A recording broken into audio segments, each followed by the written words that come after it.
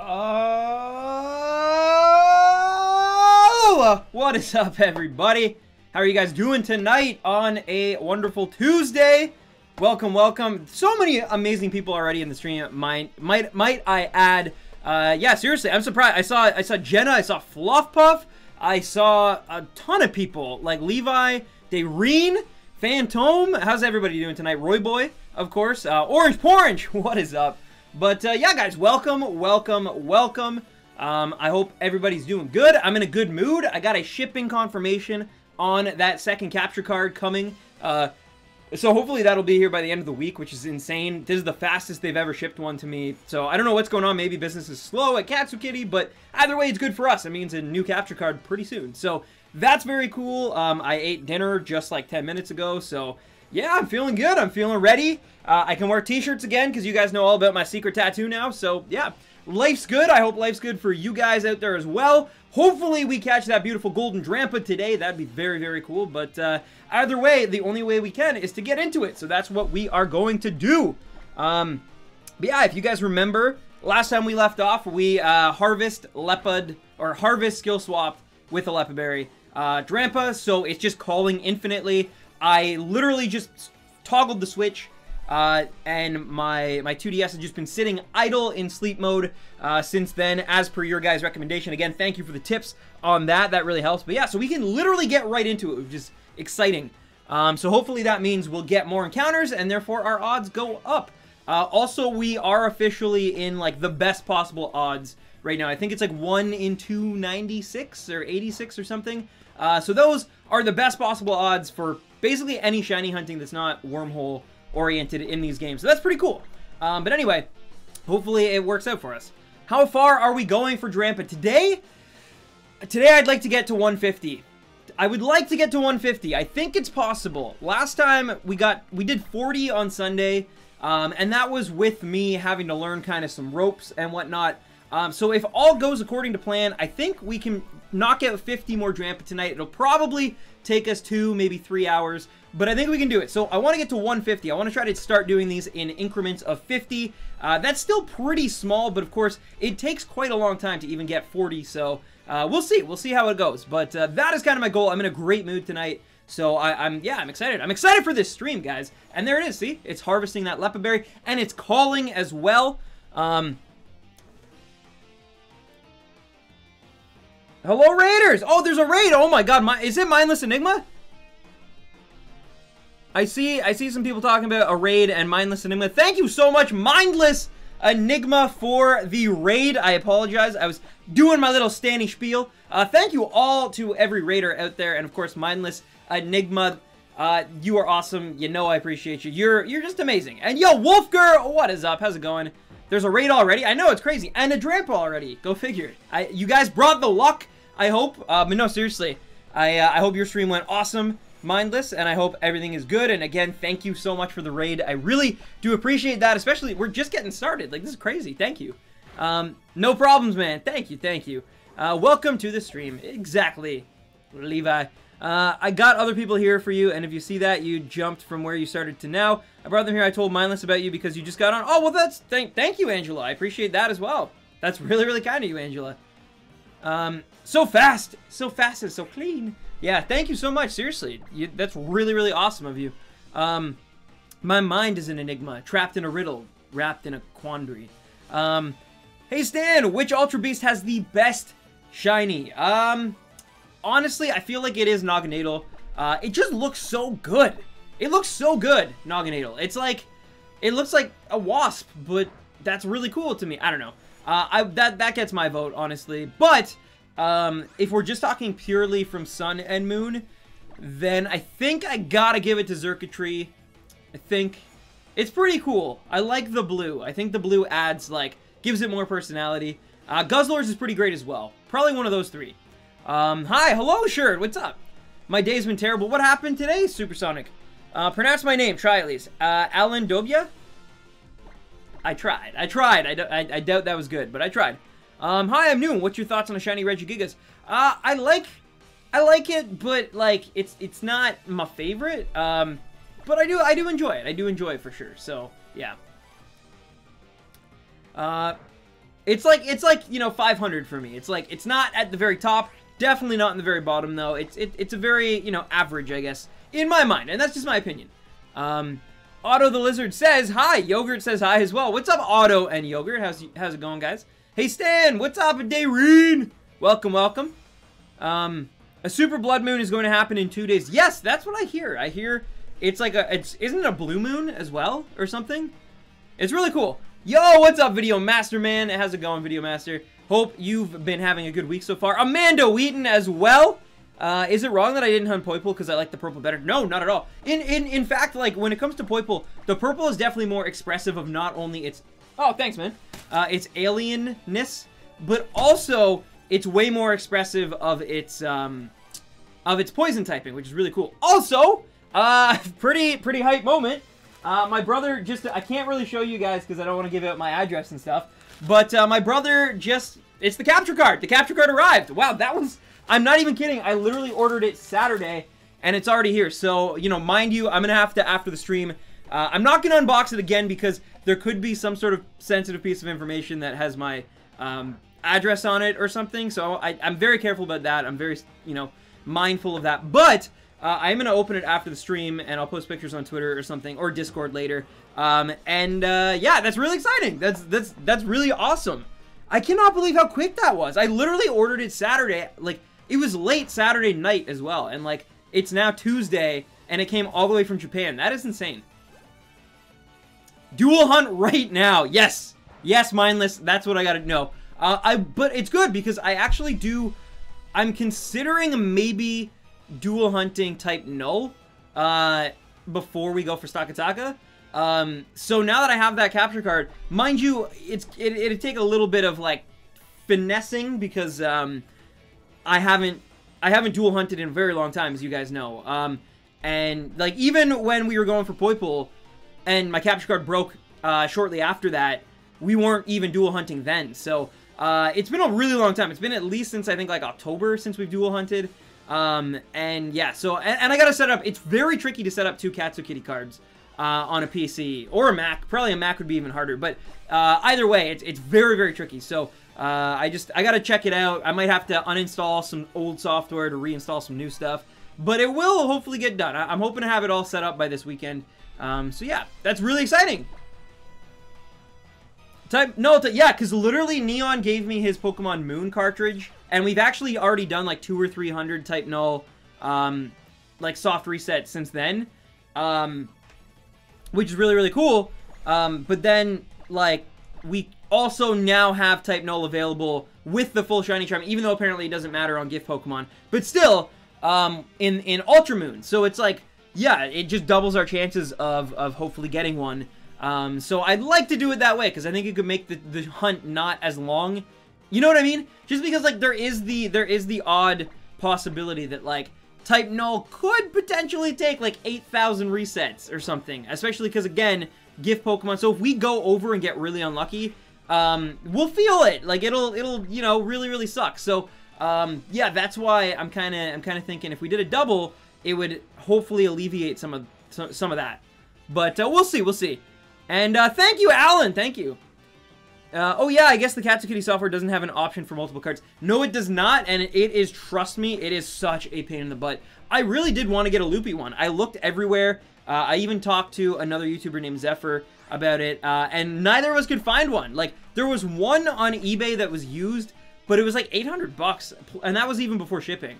And so, like, literally, I could get a new Katsukity one for less than that, so I was like, yeah, I'm you know, even if, like, loopy is good, I don't know if I want to get, like, someone's, like, 6-year-old loopy capture card, you know, and what if it doesn't work? What if they don't include the proper software? Like, I don't know. So I was just like, I'll just get a new one because I at least know Katsukity. Even though I definitely prefer Loopy, and I wish I had one. I don't know. I didn't really feel like that crazy price warranted that purchase. That's all.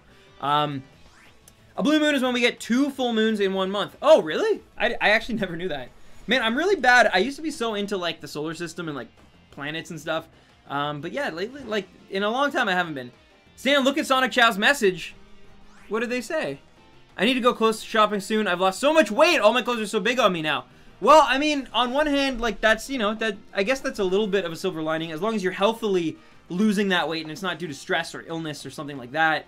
You know, that's at least a bright side. But yeah, when you fluctuate in weight, it definitely is not. I've always kind of bounced around weight-wise. I've been chubby, I've been very skinny, I've been very fit. Even like I have to go to a wedding this summer, and they had a really good deal on like suits recently, and my girlfriend Nad was like, hey, like, you should get a suit because there's a really good deal. And I was like, yeah, but like, I honestly don't know what my weight's gonna be like in like 4 months from now, or 5 months or 6 months or whatever. So I was like, I gotta wait, because like, I don't want to get a suit and then like it doesn't fit me then like 5 months later, which I actually have to worry about that kind of stuff because I'm really bad for that. Anyway, Jenna, yeah, so you know, a silver lining, I think, a little bit. But I'm still looking for Supersonic Shout. Here's what happened. I actually gave out the wrong address that JPB was supposed to send the Mario cereal to me, so it's at someone else's house. Oh, no! That's so cool, though, that you guys, like, were trying to, you know, like help each other out, though, and that's really cool. It's unfortunate what happened, but still, I think that's so cool that you guys even attempted that. Like, that's amazing. Just be safe out there, that's all. But, yeah. I feel on going over odds, went 69-10 on Poipole, which took almost 2 months. That is a long time. I'm not gonna lie. So yeah, I definitely know that I got really lucky with Poipole. I don't trust type Null, honestly. So yeah, it could happen really soon. I don't know, but like, if we can dual hunt it, I'd like to do that. Otherwise, though, like, we might have to single hunt it. I don't know. I'm feeling the bad luck on the Neoligo. Maybe it's just a hateful shiny. I got pretty lucky, but yeah, I know most people that I've talked to actually didn't get Poipole very quickly. Like, most people got it in like 4,000, 5,000, or beyond that. So, I got super lucky on Poipole, and I'm so thankful for that. Channel your inner Barney and get yourself a suit. Okay, for a second, I thought you meant like the dinosaur, and I was like, why do I want to get like a Barney suit? And then I realized you were talking about How I Met Your Mother.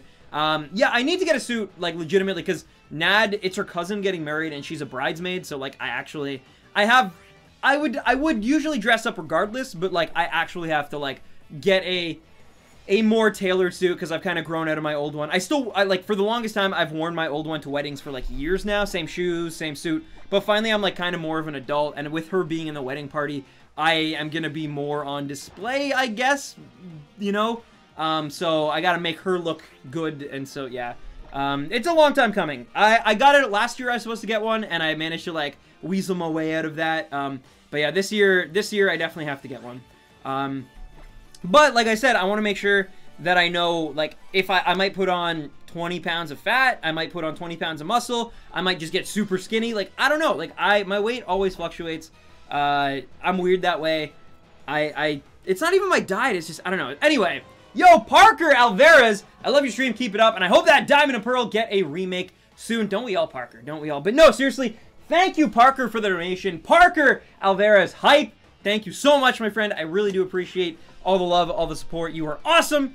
Yeah, seriously, you are amazing. You are, that's very, very kind of you. And yes, we definitely will be getting Diamond and Pearl remakes on the Switch. Don't, like, well, I mean, quote me. Yeah, I was going to say don't quote me, but quote me on that. It's gonna happen, but after we get Gen 8 first, which also kind of falls in line with Pokemon's tradition. It seems every other generation we get remakes now.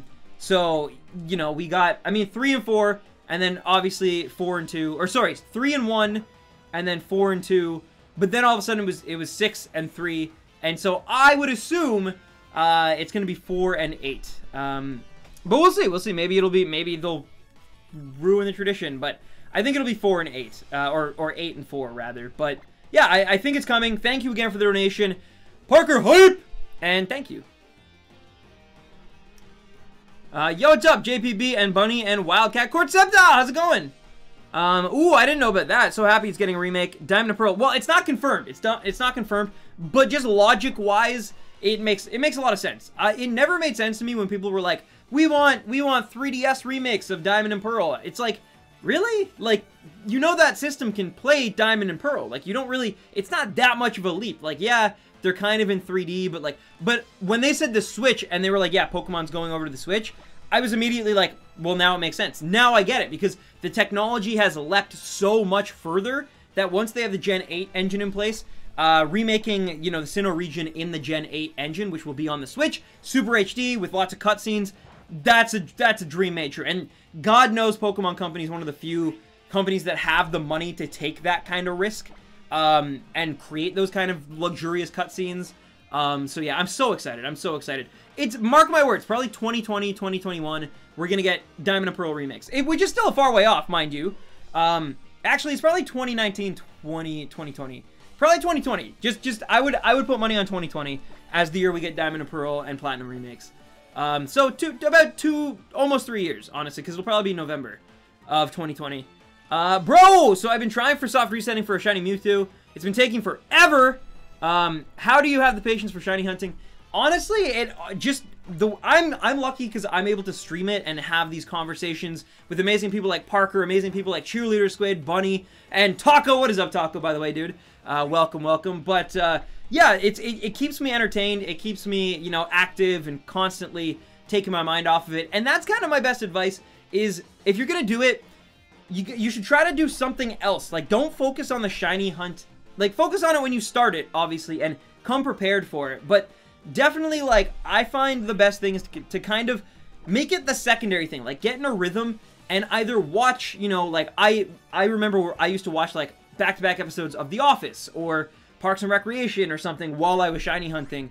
Or a movie. I'd put on, like, you know, a Studio Ghibli movie or something. Just something light that you don't have to pay attention to. It's not going to, like, mess with your mind. Comedy is usually good. Anime I found is pretty good when it's, like, you know, Ghibli or something. Something just easily palatable that you can enjoy. Something you've seen before, like the Fresh Prince reruns or Friends reruns or something. Because it just, like, it takes your mind off of it. It lets you kind of just, like, do something else, but you're still clicking that button. You're just, like... And then when the shiny pops up, as long as you're, like, kind of aware, you'll notice it for sure. Mind you, unless it's, like, something that looks identical. But even then, you should notice it. The Lycan, what is up? Hi, remember me? Jackama Boy, what's up? What's up? Or Jackaboy, sorry. But yes, I do remember you. How's it going?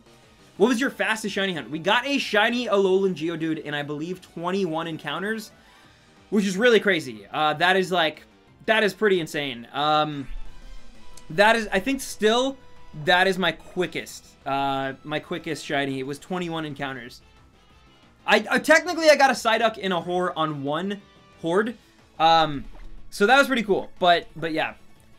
So I can say I got a shiny on the first try. One time in my life that happened, but it was in a horde in X and Y. I see, man, no love for the pretzel. What is up, Wetzel? Wetzel! How's it going, dude? Welcome. You know we love you. I'm just in a rambly mood again. I'm in a good mood. This girl was gonna ask me out, and I felt nauseous the whole day. Did she ask you out? Yo, what's up, JP? JB? Sorry, there's JP, there's JB. But what's up, dude? How you been? How's school? Once I got a 2 encounter shuckle. Oh.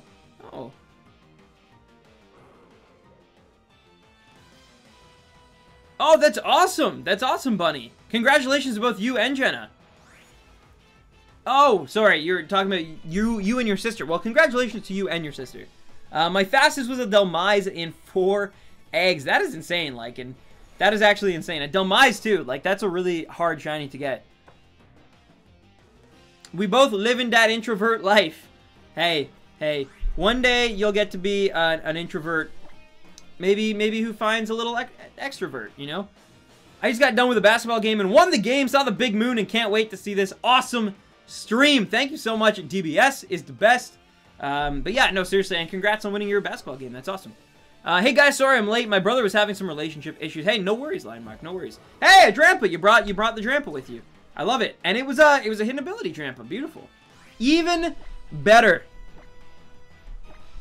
Do you guys think when we do eventually get our Drampa, do you think it'll be Berserk or Cloud9? Let me know what you think. Devin Servo! What up?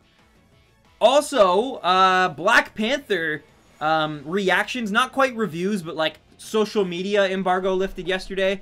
And apparently Black Panther is phenomenal. Like, apparently it is gorgeous looking, actually, like, has a statement to make, has, like, its own political identity, and, like, yeah, apparently it's just amazing. The music, the cinematography, the writing, the directing, the acting, like, it's just, I saw a bunch of tweets of people literally saying this is the best Marvel film, standalone Marvel film ever made. Like, Better than Iron Man, better than Doctor Strange, better than Thor, Captain America, the first Avenger. Like, all those standalone ones, Ant-Man, like, it's apparently the best one. So that makes me really excited. Some people were saying it's kind of like Guardians of the Galaxy, sort of, like, in the way that it, like, stands apart on its own, and uses the Marvel Universe, but doesn't, like, rely on it. It has its own self-contained story that's, like, which is really cool to me. I'm really excited for that movie.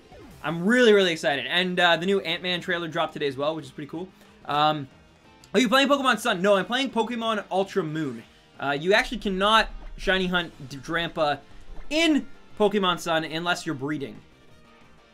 I know that card goes for some green at my usual comic shop. I'm not selling mine at all, but I'm so happy. That's awesome, Bunny. That's awesome. Are you still looking? We are still looking for the Grandpa Drampa.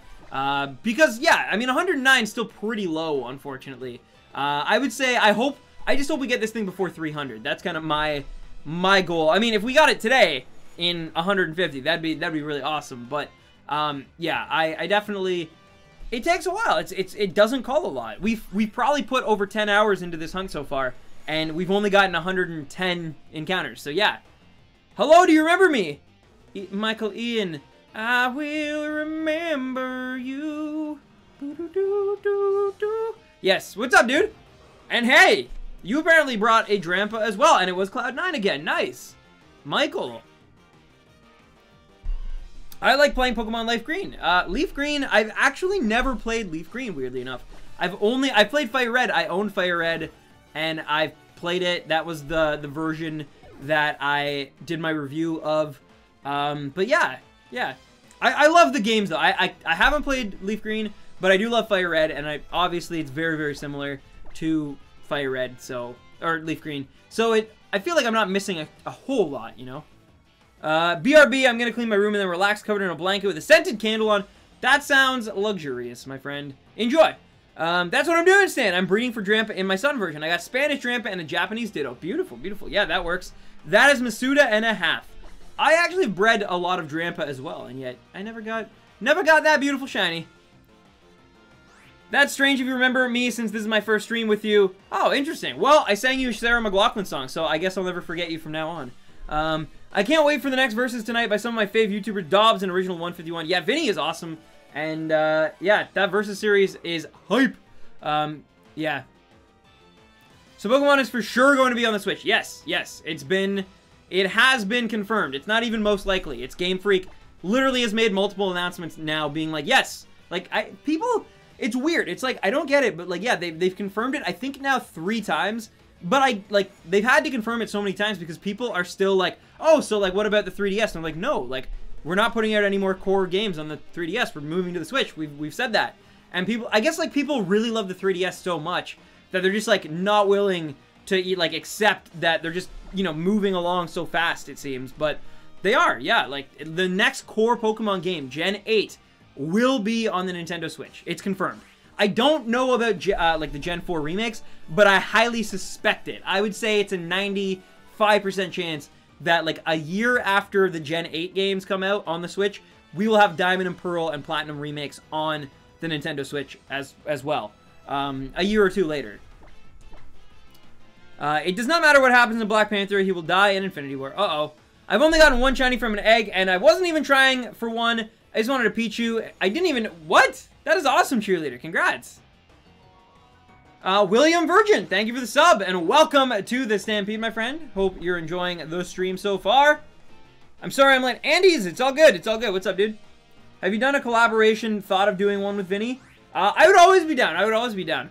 It's weird, like, I'm not gonna lie, I'm not the greatest at collaboration because I'm a bit of, like, a control freak, and I don't make, like, daily content like a lot of some of the you know, more notorious Poketubers out there, amazing people like Vinny, like Dobbs, like, I've never been one to do, like, a Versus or a Nuzlocke or a Sleeplock or anything like that.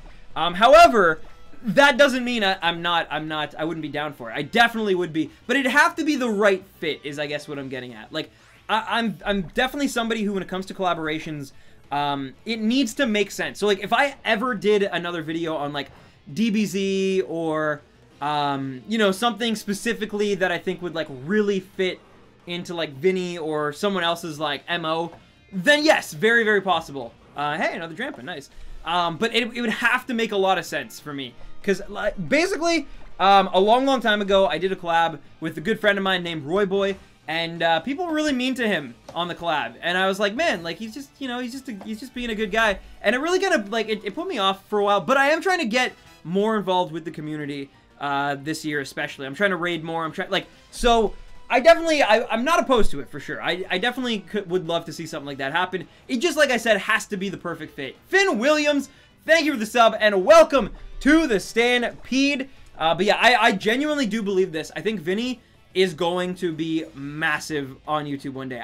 That's a guy, he is going to break 1 million subscribers easy. Give it a little bit more time. Give it, like, the way that man, like, the hype he has and the way that his channel is growing in, like, kind of a lull time for Pokemon. As soon as, like, you know, the new games come out or, like, something changes, like, that man, he's going to change the face of, like, Poketubing in YouTube. I honestly believe that. I think he's like, just, he's so refreshing. He's got such an enthusiasm, but yeah. It sure has been a while. Yo, what is up? Jojo! Jojo is a go. What's up, man? Yeah, no, I got this beautiful Mimikyu tattoo. It's been a while, man. Roy Boy is 12 feet tall. He is. Hey, Stan, did you know that the wolf avatar from Sonic Force's name is Gadget? I actually did not know that. No. I didn't play Sonic Forces. I love your stream so much, I quit my StarCraft game. What? Ashton, thank you. I appreciate that. That's crazy. You're crazy. But thank you. Did you play Pokemon Leaf Green? No, as I said earlier, I only ever really played Fire Red. Leaf Green, I just never got around to it. I'm sure it's very similar. Yo, Jordan Mace. You make my mass clicking on Pokefarm queue go much faster. I'm glad, Levi. I'm glad. I'm very, very happy to hear that. Do you think that core Pokemon games will be on both the Switch and 3DS because not everyone can buy a Switch? No, they've already, again, VT, they've said that they're moving it to the Switch. They're moving it to the Switch. And I'm on the fence about it because on one hand, you know, Nintendo, the 3DS had a lot of great Pokemon games on it. Most generations only get at most 2 full generations on that hardware. So the DS got, you know, Gen 4 and Gen 5. The Game Boy actually only got 1, or Game Boy Advance only got Gen 3, and then they moved to the 3DS, or to the regular DS. And of course the Game Boy had Pokemon Red and Blue, Game Boy Color had Pokemon Silver and Gold. So yeah, this happened. This is like just the formula. This is the pattern that's always existed. But I also understand the Switch, because it is a home console, costs a lot more than your usual jump to the next hardware. Like, when the 3DS came out, I think it was, what, like, it might have been like 300 bucks, actually, but Canadian, so I don't know, probably way less in American. The point is, it's like 100 bucks more for the Switch than it was to get the 3DS when it first came out, for example. So I get it, and multiple households, right? Like, with the 3DS, it was a lot easier to justify getting, you know, if siblings wanted one for themselves, but a Switch is a console, which is like, it's harder to justify everybody getting their own game, and Pokemon's a game that only has 1 save file. So, unless they make multiple save files, which they might do, or what I think they're going to do is actually release a Switch that's only handheld, without the dock, without the being able to link into, like, just a portable Switch for Pokemon specifically. I could actually see that happening whenever Gen 8 does come out, to make that easier on people who, again, have multiple, you know, people in their household who want it. If it's too much money, it will help alleviate that problem a little bit. So yeah.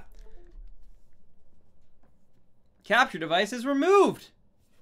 But it wasn't. But it wasn't! Thank goodness I got my newest capture card behind me here. Hopefully this will be the last stream that I have to worry about the jankiness of the 2DS capture card. But anyway, yeah. At least the 2DS is only $79. Yes, now, but when it first came out, like when the system, and that's what I mean by, I think the Switch will have other iterations that will be cheaper over time, but you gotta give it time. The 2DS came out, what, 3 years or 2 years after the 3DS initially came out? So it's like, it takes a while, and even then it wasn't $79. It took like an entire console length of like, what, 5-6 years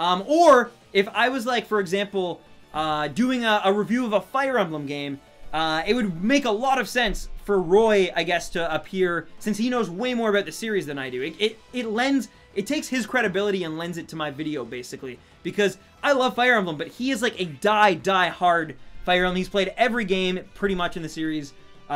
He just loves it so much. So like that definitely, like, you know, there's things that you know, obviously Connor, Vinny, whoever might be very attuned to and very knowledgeable of. And if the right fit happens for one of my videos, I would love to. I would honestly love to. Chill Vibe, thank you for the sub and welcome to the Stampede. I hope you're enjoying the stream so far, and thank you so much for hitting that button. Yo, what's up, Vesuvius? How you been, man? My nose is feeling stuffy. Uh-oh. I actually was coughing a lot last night. Coughing. A lot last night. I thought I was like, no, I literally missed last Tuesday's stream because I felt like flu-ish. There's no way that I get a cold a week later and like I'm all stuffed up and like coughing. But luckily I woke up this morning and I felt good. So, hey, I drank lots of water. I got lots of rest. So I feel good. I feel good. You make pies? I do make apple pie. No, weirdly enough, I don't really like pies that much. And I know that might sound like blasphemy. I love blueberry pie. But so a few years ago, I think I've explained this before, but a few years ago, I got really bad food poisoning off of leftover Thanksgiving food. I was working on Thanksgiving, and my parents brought home a plate, and something must have gone spoiled or bad. But the point is, I ate everything on the plate. There's pumpkin pie, apple pie, turkey, mashed potatoes, like that kind of stuff, stuffing. And since then, since I got really sick off that, it completely like almost like rearranged my taste buds and rearranged.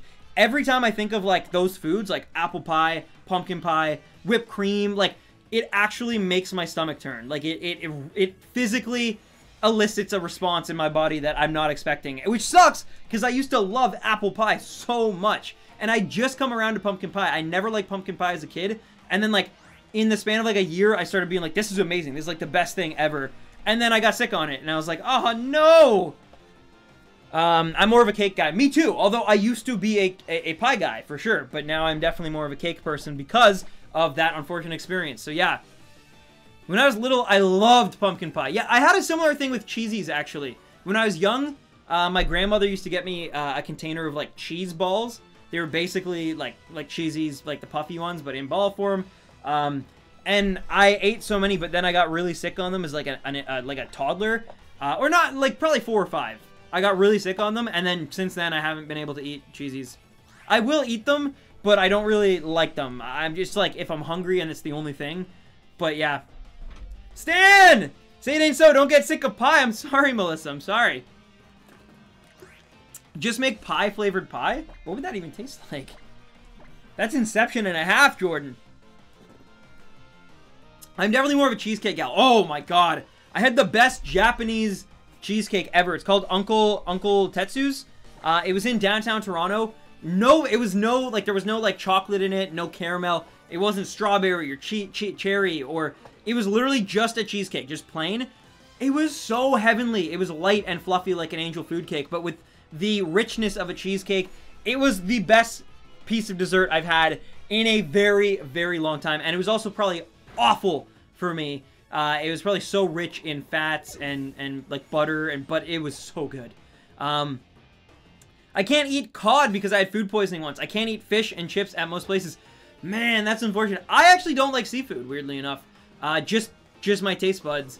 However, yes, that is the exact same thing that I feel with most Thanksgiving foods, which sucks, because again, Thanksgiving foods are some of the best foods. They're also mostly Christmas foods, too, like things like turkey and mashed potatoes, and, like, those are a lot of Christmas foods as well, so, you know, it's rough, and pumpkin spice season, it makes me, like, it's hard, guys, it's hard to be sick, like, literally physically ill from the smell of Thanksgiving foods. Like, I wish I had gotten sick on, like, asparagus or something, you know? Like, it couldn't have been that. It had to be, like, good, delicious, amazing, like, holiday foods, but, oh well.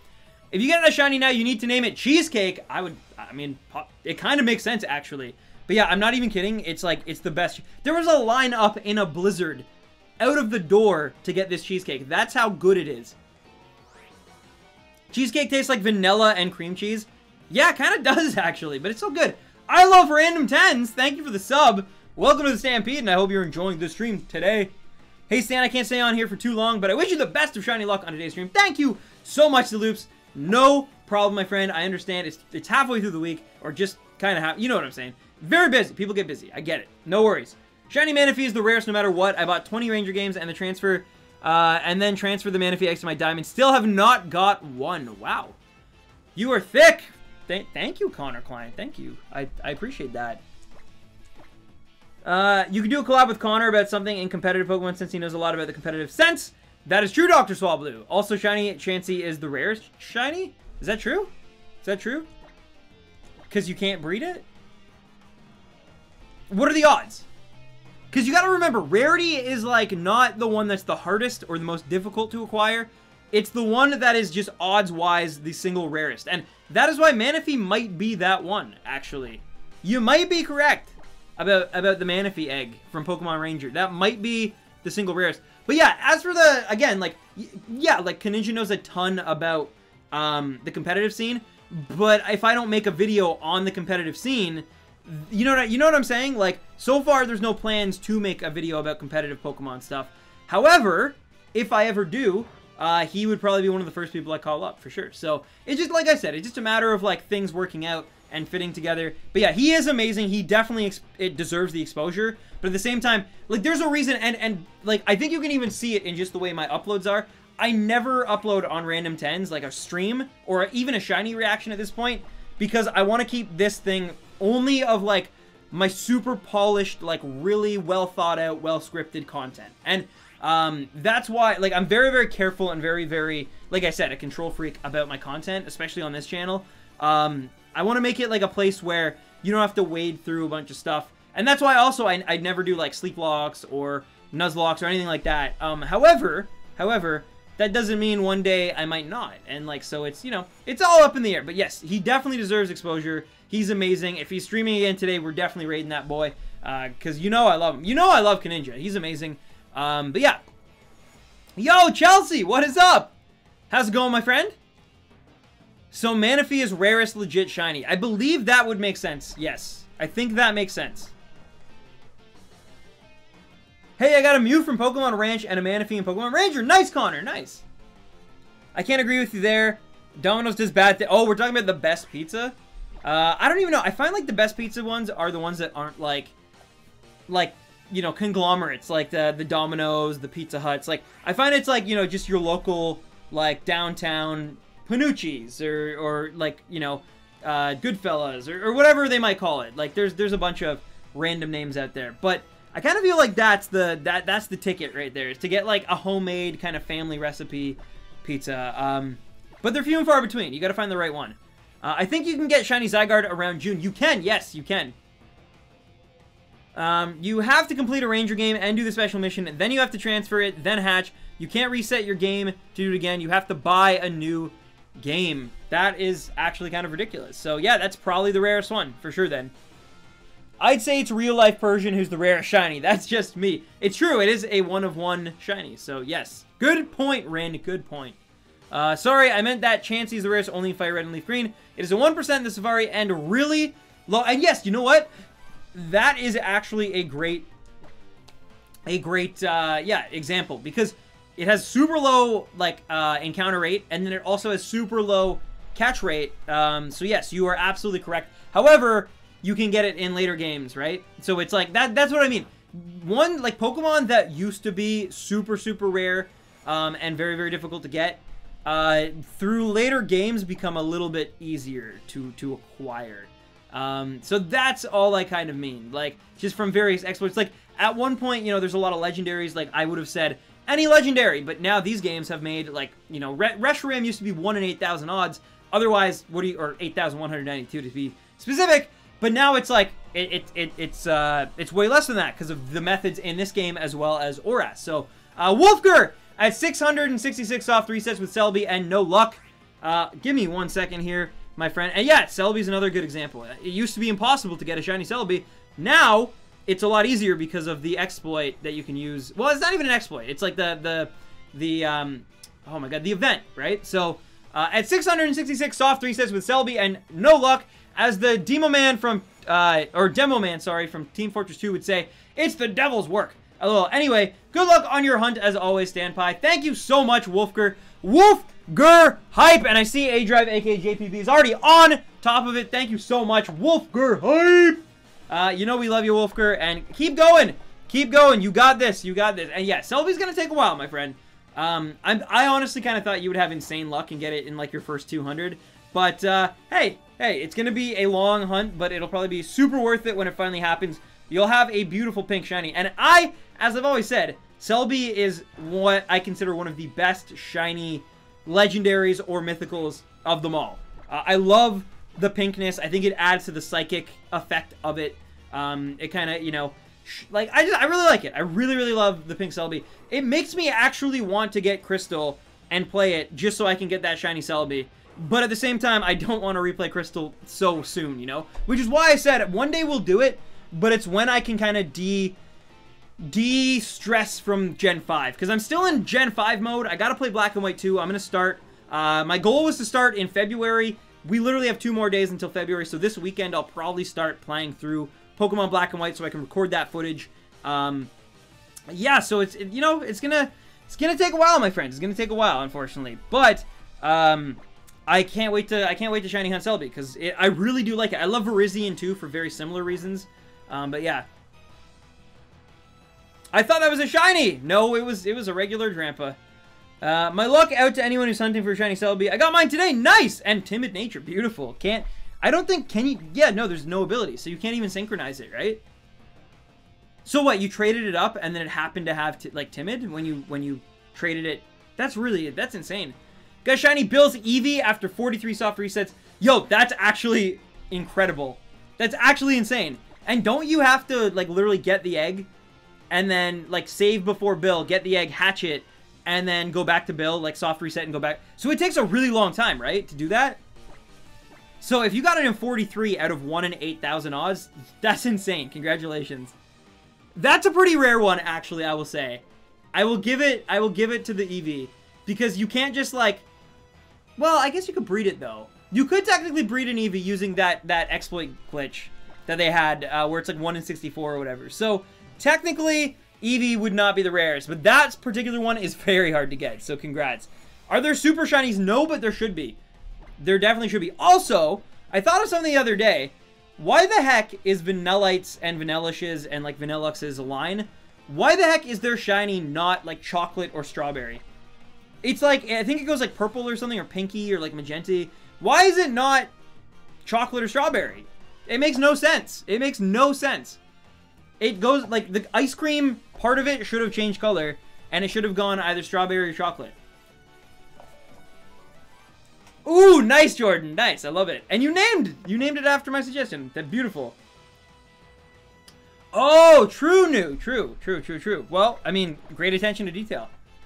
Hey, Stan, if you could change Tranquil's shiny, what color would you change it to? For Unova, I think, honestly, I'd go white. I think I'd go simple. I'd just make it, like, look more like a dove, I guess. Because, like, doves are pretty common. Well, they're not super common in New York, but, like, there are, like, white kind of pigeons, I guess. Yeah, something like that I think would look really good. Just simple, you know? Keep everything pretty much the same, but just make it kind of white with, like, darker spots on it, maybe, or, like, brown spots or something. I think it'd be pretty cool. Or, like, a really light gray color, maybe. Like, I don't know. But, yeah, definitely something very simple, very, like, monotone, kind of, that fits in the world of black and white really well. That would be my ideal one, I guess. There should be ultra shinies. I believe, honestly, like, yeah, shiny hunting, in some cases, become almost too easy, which... I mean, I'm not, like, honestly, Drampa's hard enough. I don't need it to be, like, a 1 in, you know, but I do honestly feel that they should come out with, like, tertiary shinies, which are, like, a third, even rarer form. Because imagine for a sec, we're hunting this Drampa. It's taking forever. All of a sudden, not a yellow Drampa pops up, the one we're going for, but a red Drampa shows up. And that red Drampa is like a 1 in like, let's say 10,000 like odds or something, or like 1 in 100,000 or something. Like, it would make it so that you can't even really plan to shiny hunt it, because if you're gonna have 1 in 100,000 odds, then it's just pure luck. But somebody out there will get it, and it'll add that extra like oomph that shinies used to really have again. I honestly believe they should do that. Blake Reader, thank you for the sub. Welcome to the Stampede, and I hope you're doing well, my friend. But yeah, you literally couldn't, like, you could try to hunt it, and some people would because they'd be that insane. But literally, like, it would take you so long to do so, and most people would just be like, no, it's not worth it. It is not worth it to try to shine. But once in a while, you'd have shiny hunters who are going, like I said, for the shiny, but then they'd accidentally stumble upon the, like, tertiary or ultra shiny or whatever. I think it'd be so cool. I think it's something they should definitely think about implementing, but we'll see. That would be insane. And, yes, and it would also be a great way to fix some of the poorer shiny designs from, like, Gen 1 to, you know, like, the ones that people are just like, it could have been better. They could make them really cool, because now Game Freak, you can tell, actually puts thought into the shinies. Like, there's reasons behind why they have the color scheme that they do. Minior, Crabrawler, Sandyghast, they all have reasons behind why their shinies are the colors they are. Edwin, thank you for the sub, Edwin, and welcome to the Stampede, my friend. I hope you're enjoying. But yeah, so I think it'd be amazing. I think it'd be amazing. And, like, so Dragonite could finally have a purple one in line with the Dratini line. Vanillite could have the chocolate or strawberry form like I talked about earlier. I think it'd be so cool. I think it'd be so cool. But we'll see. It remains to be seen. And then everyone else will cheat to get a Mega Shiny. That is true, actually, Fluff Puff. That is the unfortunate part. You're right. Starlight LPs, thank you for the sub. Welcome to the Stampede, my friend. I hope you're doing well. And yes, thank you, Starlight. But yeah, you are right. People would just hack them, and that would suck. But it would definitely, I don't know, just as a Pokemon fan, it would add, like, this extra super element into it. That'd be so cool. But you are right. It would suck that people would just hack them in. Although, mind you, the Switch is I think, harder to hack right now. Probably not, actually. Never mind. It's probably just as easy. Yeah. But I'd love to see it. I'd love to see it. Stantler, the nuclear reindeer caught a little Drampa, so... But it wasn't golden, so we had to make the KOs. Oh, I got Shiny Gyarados from Wonder Trade. His name is Chinese, literally Chinese. Oh, wow, that's... Okay. Interesting. I mean, Kanye West just named his daughter Chicago, so... I mean, maybe it was Kanye West Gyarados, and he just named it Chinese. Who knows? Octillery wouldn't look like... Oh, my God. True. Yeah, Tranquil could get fixed. Octillery could get fixed. Like, a bunch of them could... Yeah, it'd be cool. Imagine if you are 7,900 soft resets into a shiny Mewtwo hunt, and then you find one with a yellow tail and black body, ultra shiny Mewtwo. That's what I'm saying, man. That is what I'm saying. It'd be the ultimate, like, oh my god, thank you. It'd make, you know... So I'm back in time for the first time in a week, and on a whim, bought myself a Switch in Breath of the Wild. I'm super stoked to play this, as you should be, Chelsea, because Breath of the Wild is one of the few games I actually feel comfortable being like, it's a masterpiece. It is a full-on masterpiece. Whether you like Zelda, whether you don't like Zelda, whether you like open-world games, which I actually don't, it's still phenomenal. It engages you. Every bit of the world feels populated and dense, and like something is happening. It's brilliant. It's brilliant. It's beautiful. Yeah, you're gonna really love it. How cool would it be if Spinda's shiny color palette was randomized? Then they'd really be unique. True, that would actually be amazing. And on the Switch, they'd probably have the technology to make that real. So yeah, that'd be amazing. I think that'd be beautiful. So I've been hearing things about Pokemon Star. Is that true? No. That is debunked, Madeline. Basically, as far as I can tell, Ultra Sun and Ultra Moon are Pokemon Stars. They are the third version. They're the sister director's cut version of Sun and Moon. It's just Game Freak wanted more money, so they split them into 2 games. And that, you can fight me on that, but that is honestly what happened. These games, Ultra Sun and Ultra Moon, are Platinum, Emerald, Crystal versions of Sun and Moon. They literally just split them into 2 to make more money, because they could. And they probably did, because some people bought both games. The sun is a star. That is true. That is true. It's the biggest star in our world, for sure. I love playing Elder Scrolls and Fallout series. Nice, Brandon. Nice. Yeah, my brother really loves Elder Scrolls. I'll be right back. No worries. Cheerleader Squid. Why would they make Pokemon Stars? Well, yeah, that's the thing. I mean, like, I get it, but yeah, whatever Gen 8 is, it's probably not going to be Pokemon Stars. Like, they just did kind of a solar like outer space theme. So it's definitely going to be something probably that you're not expecting. Oh, maybe Court Sceptile, maybe. It's possible, it's possible. But there was actually a rumor before Ultra Sun and Ultra Moon were announced that we were going to get a Pokemon Stars. And so, yeah. TSN, what's up? How's it going? Give Tropius a better shiny. Give Tropius a Mega Evolution. It's not in our world, though. Jordan, Mace, hey. Hey. Come on. I found a full odds shiny Sandile. Nice, beautiful. Might not be the best time to talk about Super Luck, but you know. No, I think that's awesome. I think that's amazing. Congratulations. Gen 8, Spoon and Fork. We've talked about this before, but yeah, there's many ways they could go. Pokemon Summer and Winter. They could, but I don't know. Like, what about Fall and, you know? But it definitely will be, you know, two opposing things. Like, it'll be two things in conflict with one another, because that seems to be what they've done since Black and White. X and Y, which are the opposite axes, or whatever, of a grid. Sun and Moon, which are the opposite, you know, they're in lore, at least, I don't know if scientifically, but in lore, the way we think about them, they are opposites of each other, you know? So yeah, it's like one brings darkness, one brings light, essentially, or signifies that. But anyway, so yeah, it'll be really, really interesting to see where they go. But it'll probably be something very, very, like, random that you're not even expecting.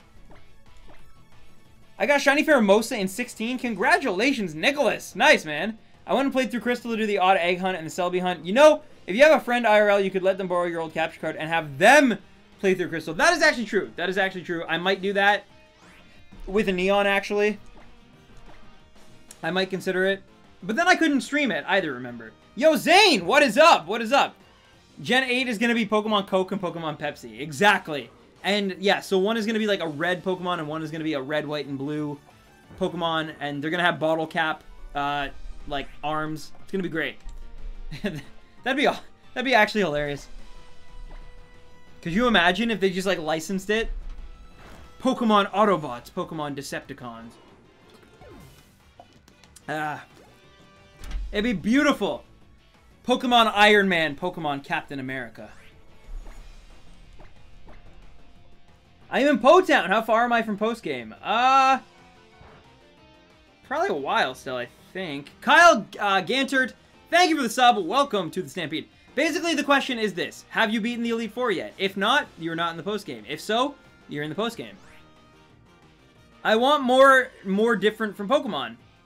More different. I thought Gen 7 was actually pretty different. Like, Gen 6 to me felt like just resting a little bit and kind of stuttering and going back to old things after Gen 5 because Gen 5 didn't sit well with a lot of people. So they went really back and it felt like almost like Gen 4 plus to me. It was very much in the vein of Gen 3 and 4. But Gen 7 to me took a lot more risks, whether good or bad. I think it definitely did switch up the formula a lot. So I actually feel like Gen 8 will be less of a switch up because usually when Game Freak's working on a new system, the first game that comes out is always like a lot safer, a lot like more similar because they seem to be putting more of their focus on the actual engine rather than the story and the, you know, trying to mess with the formula. But then the second game we get, like Pokemon Black and White or Pokemon Sun and Moon, seems to be, you know, now that they've got the engine and the technology figured out, they, you know, they can put more time into messing with the formula or changing things or adding new elements or whatever. But we'll see, we'll see. Still need a dolphin Pokemon. That is true. That is true. I will always say that, yes. I hate Gen 7, but I love Shiny Lurantis and Shiny Vikavolt. Okay, hey, that's fair enough. And, like, even Roy said to me the other day, he's like, yeah, I don't really like Gen 7. But I will say, I saw a lot of the Pokemon on your new video, and, like, some of the designs are great. Like, he even admitted that. So, yeah, the Pokemon in Gen 7 are beautiful. They're amazing, amazing creatures. Say what you want about the games themselves, but the Pokemon are awesome. Pokemon Neutron and Proton? Proton, I think? I don't know. Anyway.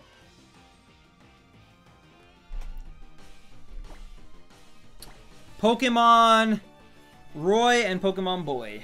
I tried to use Action Replay on my 3DS, but I ordered a power save Uh-oh. And be careful with that, too. That you can corrupt your games that way. I did when I was a kid. It was really bad.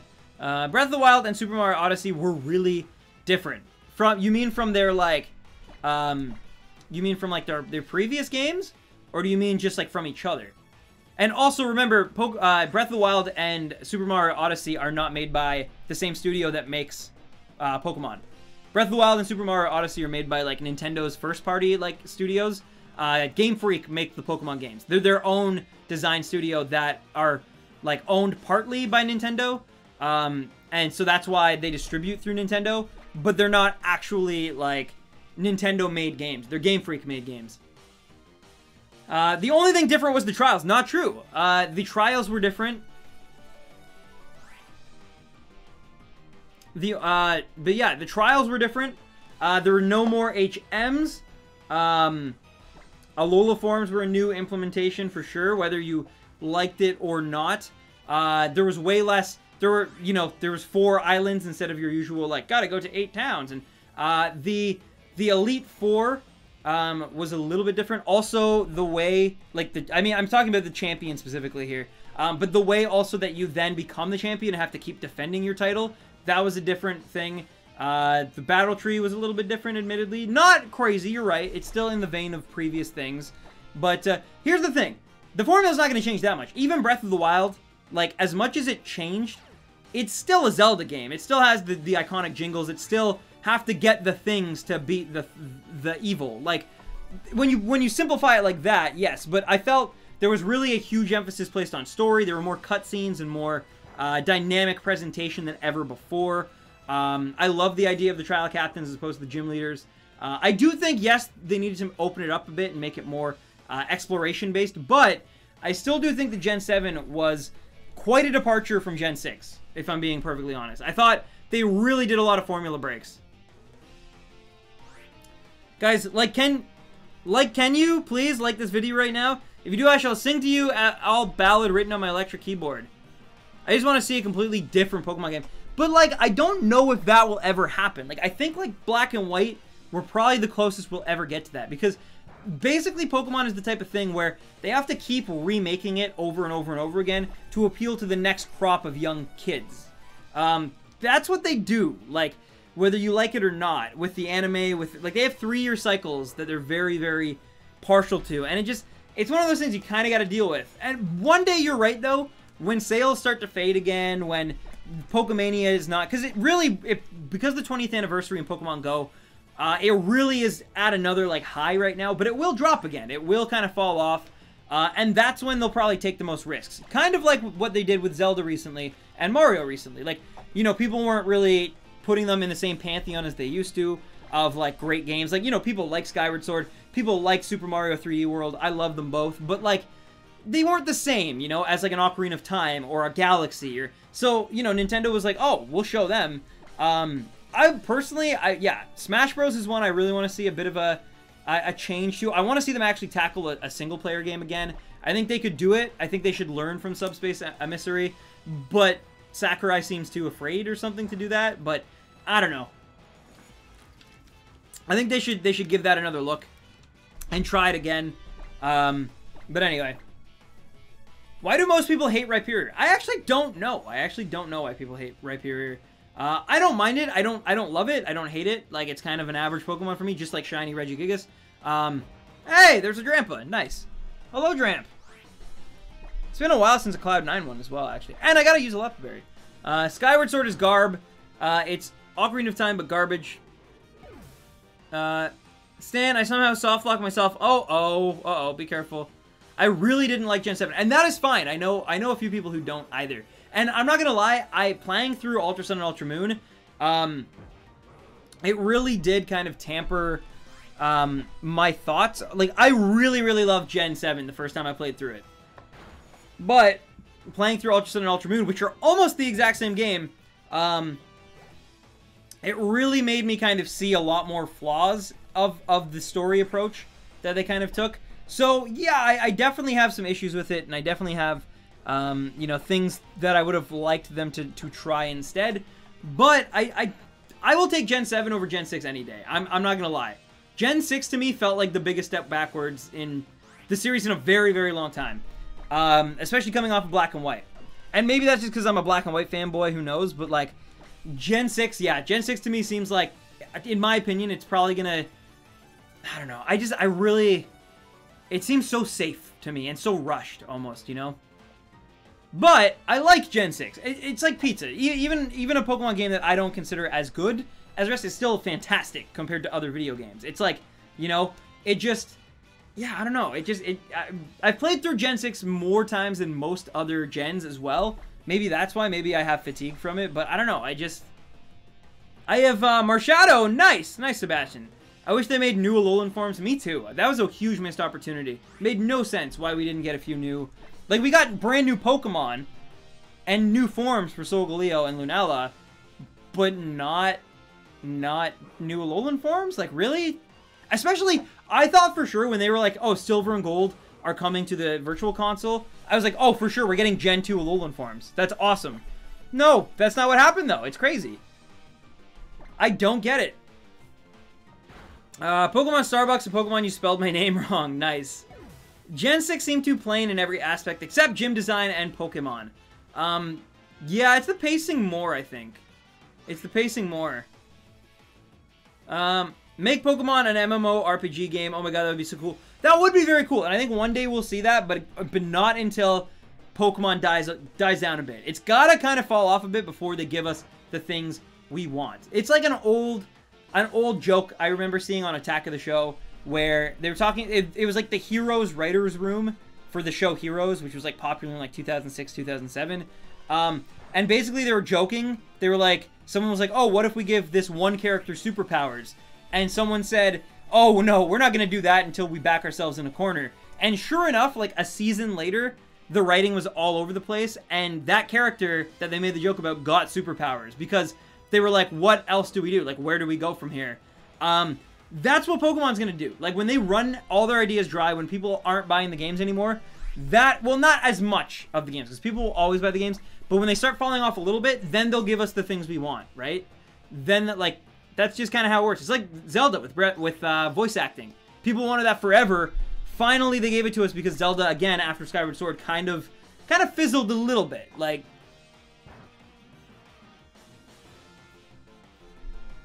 Gen 5 is hard to hunt for shinies, but it really was rewarding when you find one.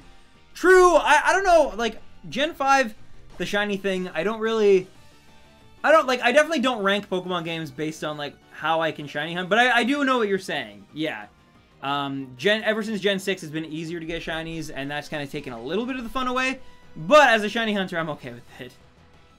Yo, Mr. JC Trainers Union! What's up, buddy? How's it going? Welcome, welcome, Kaninja. Did you ever hatch a shiny of the odd egg or whatever?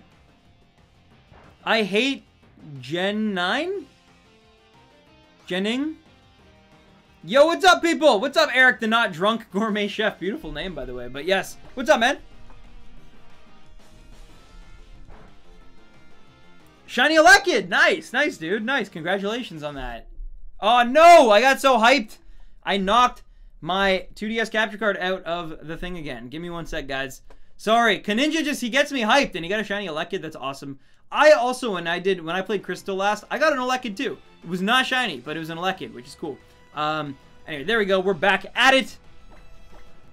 I kind of ranked Pokemon games on how the competitive scene was, and holy crap, the Weather Wars of Gen 5. Yes, Gen 5, yeah, competitively it was a mess. Let's be honest. It was pretty brutal. But, and that's the thing, everyone's going to rank the games differently, right? On what they value in a Pokemon game. So, my opinion is not fact. It is literally an opinion. It is subjective. If I say that Gen 6 is, like, my least favorite gen, that doesn't mean it's the worst gen. It just means it's my least favorite, you know? Yeah. I like Gen 5 for the story, but not for the gameplay. Limited moves on the starters made me struggle. And, hey, that is fair as well. That is fair as well. Now, mind you, I will say, I think there's so much variety of Pokemon that you can overcompensate by that, you know, pretty easily if you want to. But, again, it comes down to your own opinion and your own experiences. And I'm not going to tell you yours are wrong, and I wouldn't want the same from you for mine. So it's like, I think it's one of those things. You just, you know, you like what you like, and you don't what you don't. Stan, if she asks me out and I don't work, I can't do flight lessons because her dad is my flight instructor. Oh, be careful with that. You don't want to break the heart of a girl whose dad is teaching you how to fly a plane. So be very careful is basically what I'm getting at.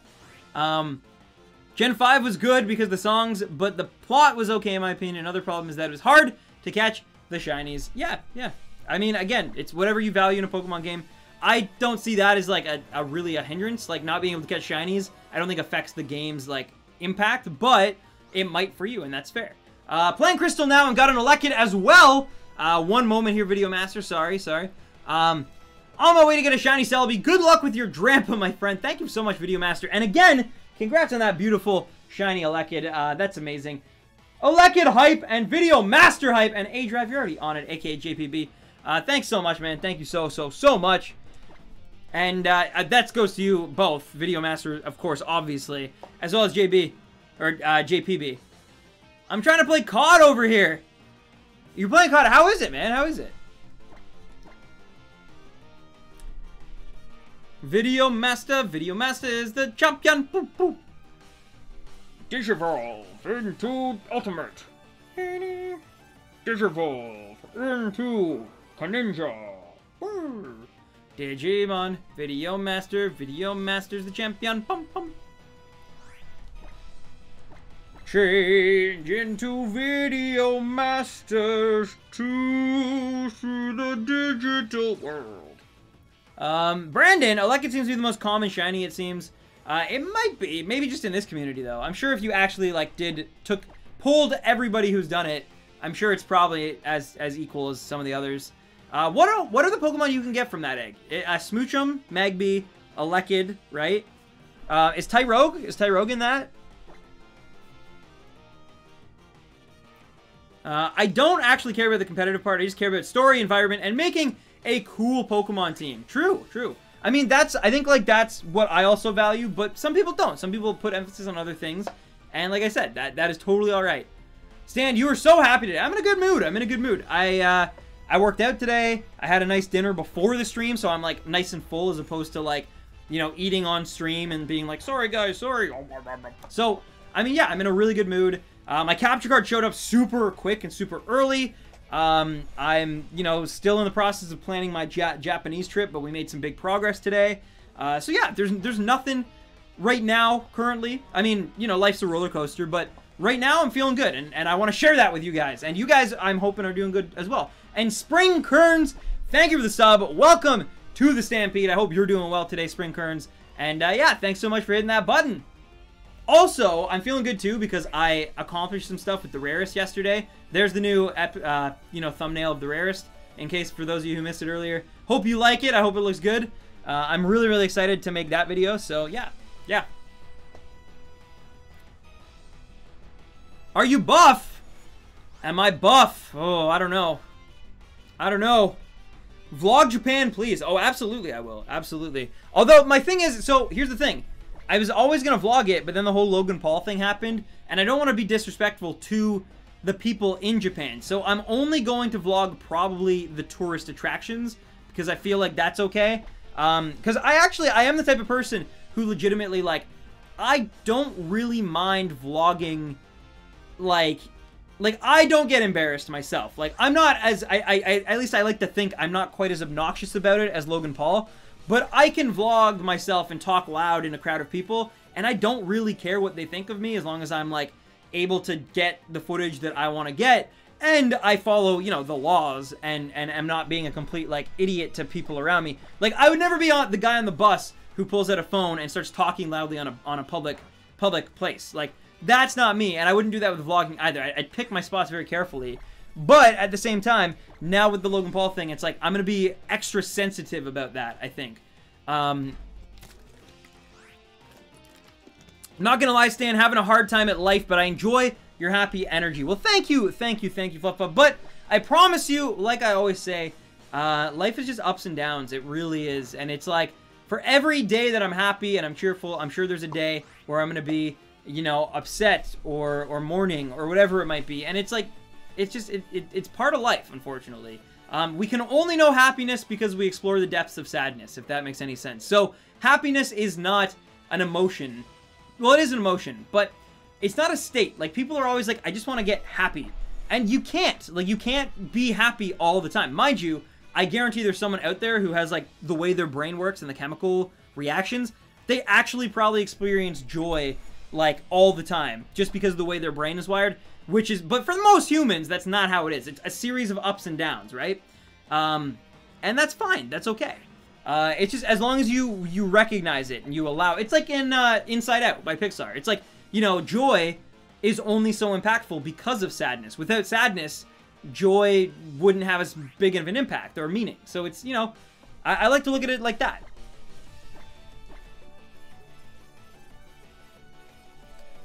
I liked Pokemon Sun and Moon or Ultra Sun and Moon, but to me it feels like a vacation to what a Pokemon game should be. It was great, but I'm ready to go home, back to things like gyms. Interesting, interesting.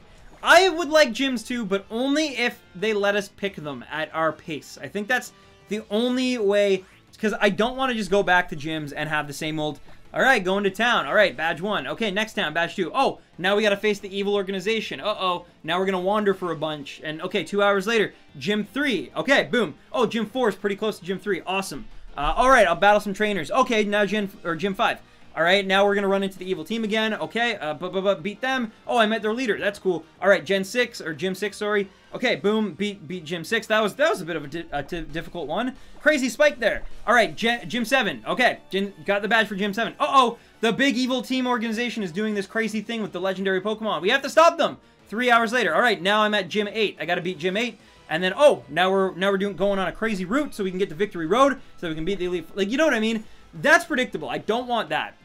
That's why I like the trial thing, because yes, it is pretty much the exact same thing, I'm not going to lie, but it just felt different. It felt a little fresher, and that's, you know, from something, we've gotten 6 gens before that of the same thing, so having something even a little bit slightly different felt nice to me.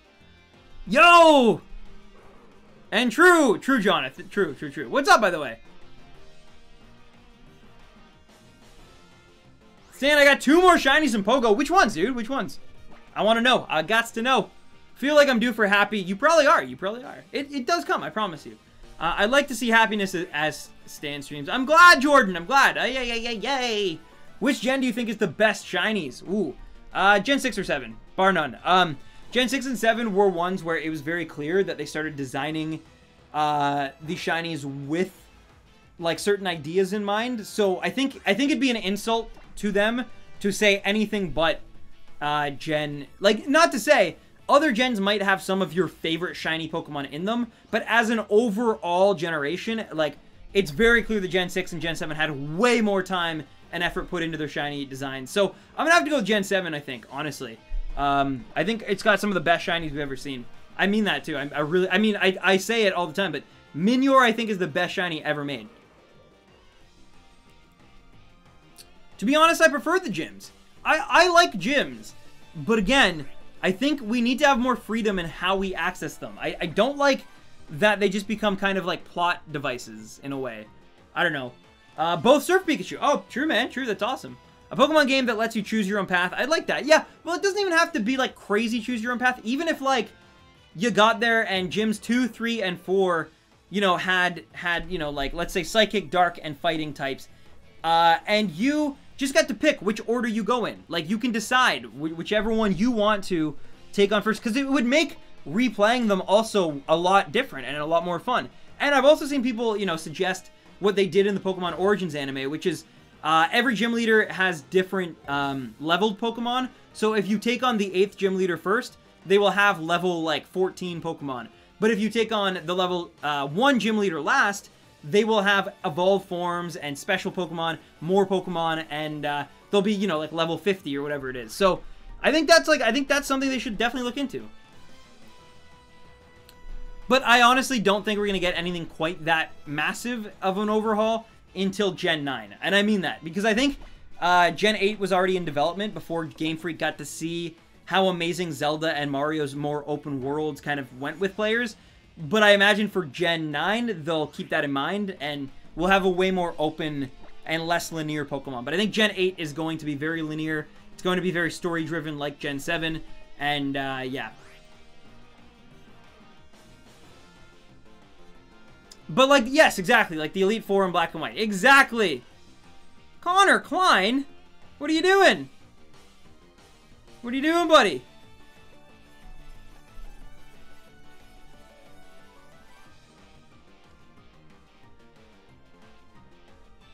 Ah, man, I would love an open world Pokemon game. It'd be good. It'd be so good. It'd be so good. Throw the banhammer. Would it be funny? Yo, Tuk Tuk, what's up, man? I didn't even see you earlier. How's it going, dude? Would it be funny if you got a shiny on the first try? Like, well, that's impossible for Drampa right now, unfortunately. But it would be funny. It's happened to me once with a Psyduck in a Horde. I was wearing a Star-Lord jacket. It was great. Spam is for Eaton. Would my team be good for shiny hunting? Decidueye, Salazzle, Lycanroc, Crabominable, Magnezone, and maybe Silvally. Please let me know. The thing about shiny hunting, Mawile is great because it has Intimidate and False Swipe. Any Pokemon that has Intimidate and False Swipe is pretty useful. I'm not going to lie. Because it makes the Pokemon more likely to call. Thus, to get your shiny, it should go faster. But yeah, but the thing is, you always have to prepare for the Pokemon that you're going after. So, like, for example, if you are going after a Rockruff, you want a Pokemon with Keen Eye, Clear Body, any ability that doesn't allow its Sand Attack to decrease your accuracy. So you want that, basically. So a Fearow is pretty good. I've used Lycanroc myself before, even though it didn't have False Swipe, so that was awkward. But, yeah, it's very, very possible. I also recommend the Lepa, or the Harvest Skill Swap method with an Executor or a Trevenant. That can help a lot. If you don't know what I'm talking about, just look it up. A-Drive's got a really good, like, guide on it, I guess. Very easy, very simple to watch and understand. Or contrary, because it can technically raise your accuracy. There you go. Yeah, there you go. That's a great one as well. It just depends on what you need to know the target. If you know you're going for a, I think it was like Geodude, you want a Parasect. An Alolan Geodude specifically. Like it definitely helps. Knowing what you're going after and knowing what Pokemon can overcome the various abilities or moves that Pokemon has, it definitely is it's a big win.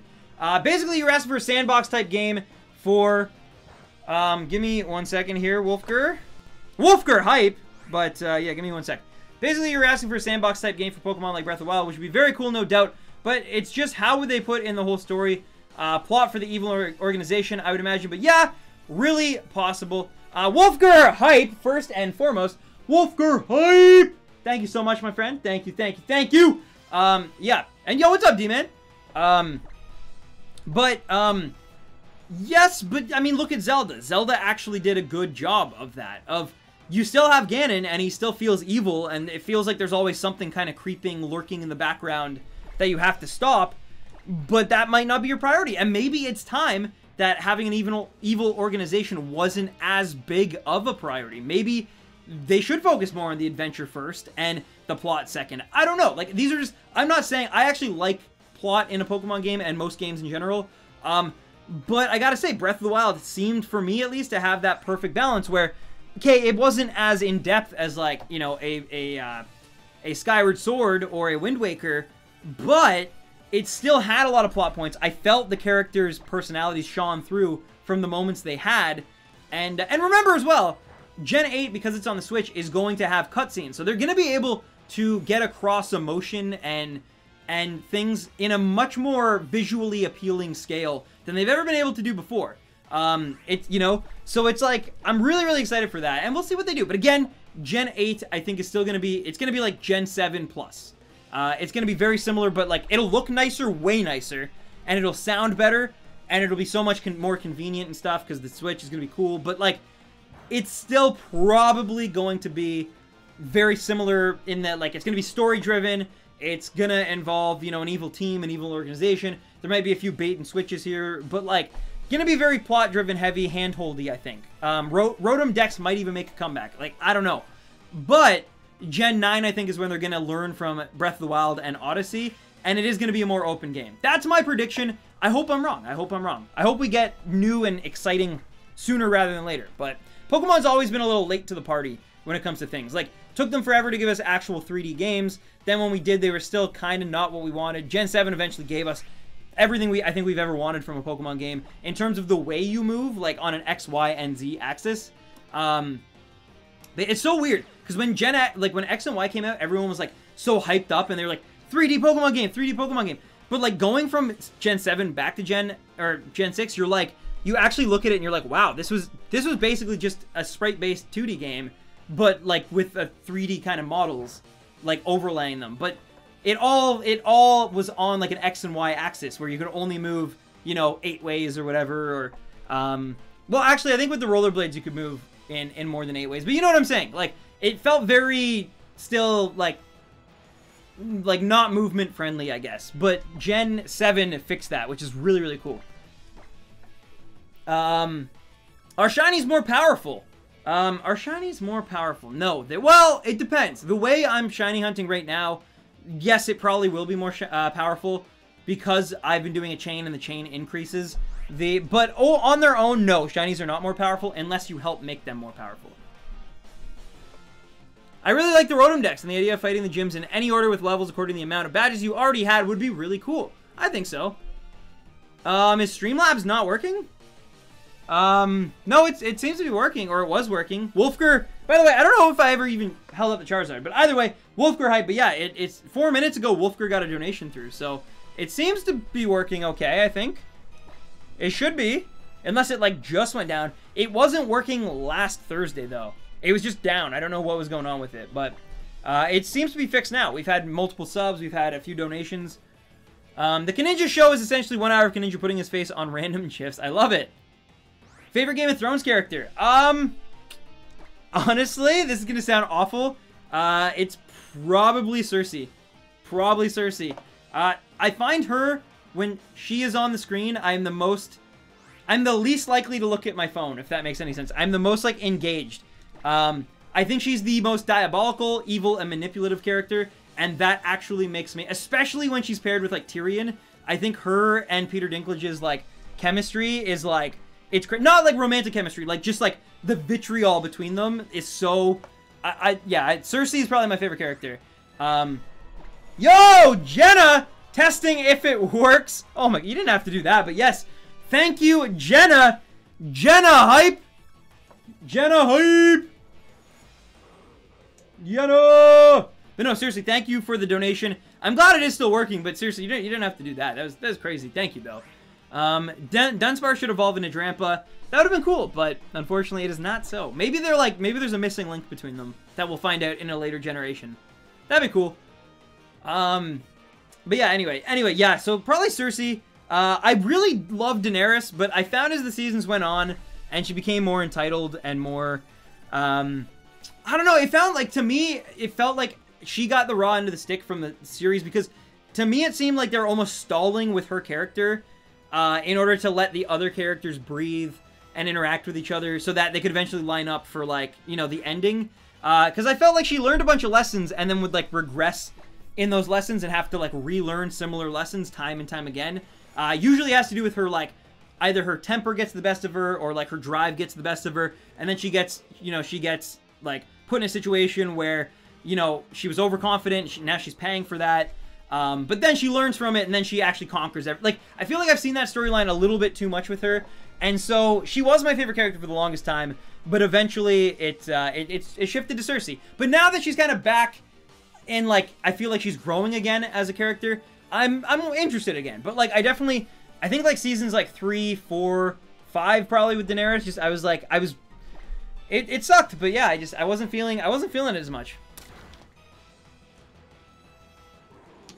Because she was definitely my favorite character in Season 1, and probably most of Season 2 as well. And then it slowly shifted more to the Lannisters. Yo! Jojo! Good luck tonight, Stan. Love the tattoo. Someone beat me to the War Turtle slot, unfortunately. From Jojo and Melissa, thank you from both of you guys. Thank you so much. Jojo and Melissa, hype! Thank you, my friends. You were amazing, and thank you for the compliment on the tattoo. Yeah, unfortunately, the original 151 minus, like, a few here and there, they're all gone. It's only Gen 2 and further at this point that are pretty open-ended. That's unfortunate, but hey, man, who knows? Who knows? Someday, sometime, you might be in Toronto, and you might decide. But either way, Thank you so much, Jojo and Melissa. Jojo is a go hype. Thank you, man. Thank you, man. Thank you so much. Isn't there a really small chance that the harvest ability won't activate for the 10 turns? There is actually a very, very small chance, but the good news is it should refill, because it has 4 slots of PP, it should refill enough. We should be okay. We should be okay. But you are correct. Yes, there is a slim, slim chance that that could happen. Like, nothing happened in Season 5. I didn't even watch it and still knew what was going on in Season 7. I don't know if I'm going to go that far. I'm not, like, I don't honestly remember, like, anything before Season 6 that much. Like, I remember the first 2 seasons a lot, and then 3, 4, 5 were kind of, like I said, less, like, with a few exceptions, obviously. There were some pretty sick moments, but, yeah, they blur a little bit more together to me, because I think I watched all 3 of them at, like, the same time. Because, yeah, I watched, like, Season 1 and 2, because I borrowed the DVDs from a coworker, and I watched them, and then Season 3 was still airing when I borrowed them, so I didn't have HBO, so I didn't watch Season 3, didn't watch Season 4, didn't watch Season 5, and then, like, binge-watched them all to get ready for Season 6. Yeah. Good night, Jojo. Thank you again to both you and Melissa for that very generous donation. I love you guys. We love you in this community. You're amazing. Dolcho, what's up? What's up? But yeah, have a great night, and I'll see you Thursday, my friends. And it was great seeing you again.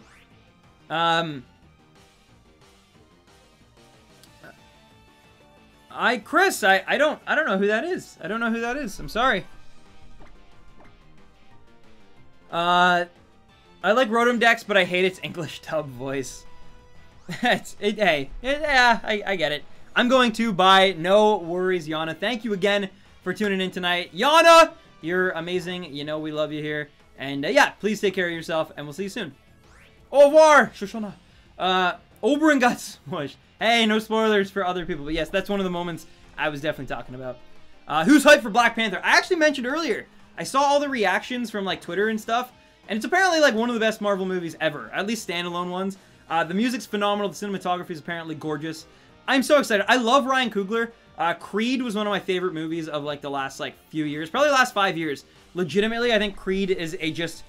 I'm not even a massive Rocky guy, but I loved Creed, and I love Fruitvale Station, and I love Michael B. Jordan in both of those, too. So, like, it makes sense to me why everyone's praising him in Black Panther, because Coogler and Michael B. Jordan have such a phenomenal, like relationship as actor and director, and, like, I don't know. Ryan Coogler's a genius. I honestly feel that way. And I've been excited since they announced Black Panther with him attached. It's been my most anticipated Marvel movie, other than, of course, Infinity War, because that's different. That's like a whole culmination-y thing. But as far as standalone movies go, I've been so pumped for Black Panther. And it's finally very, very close.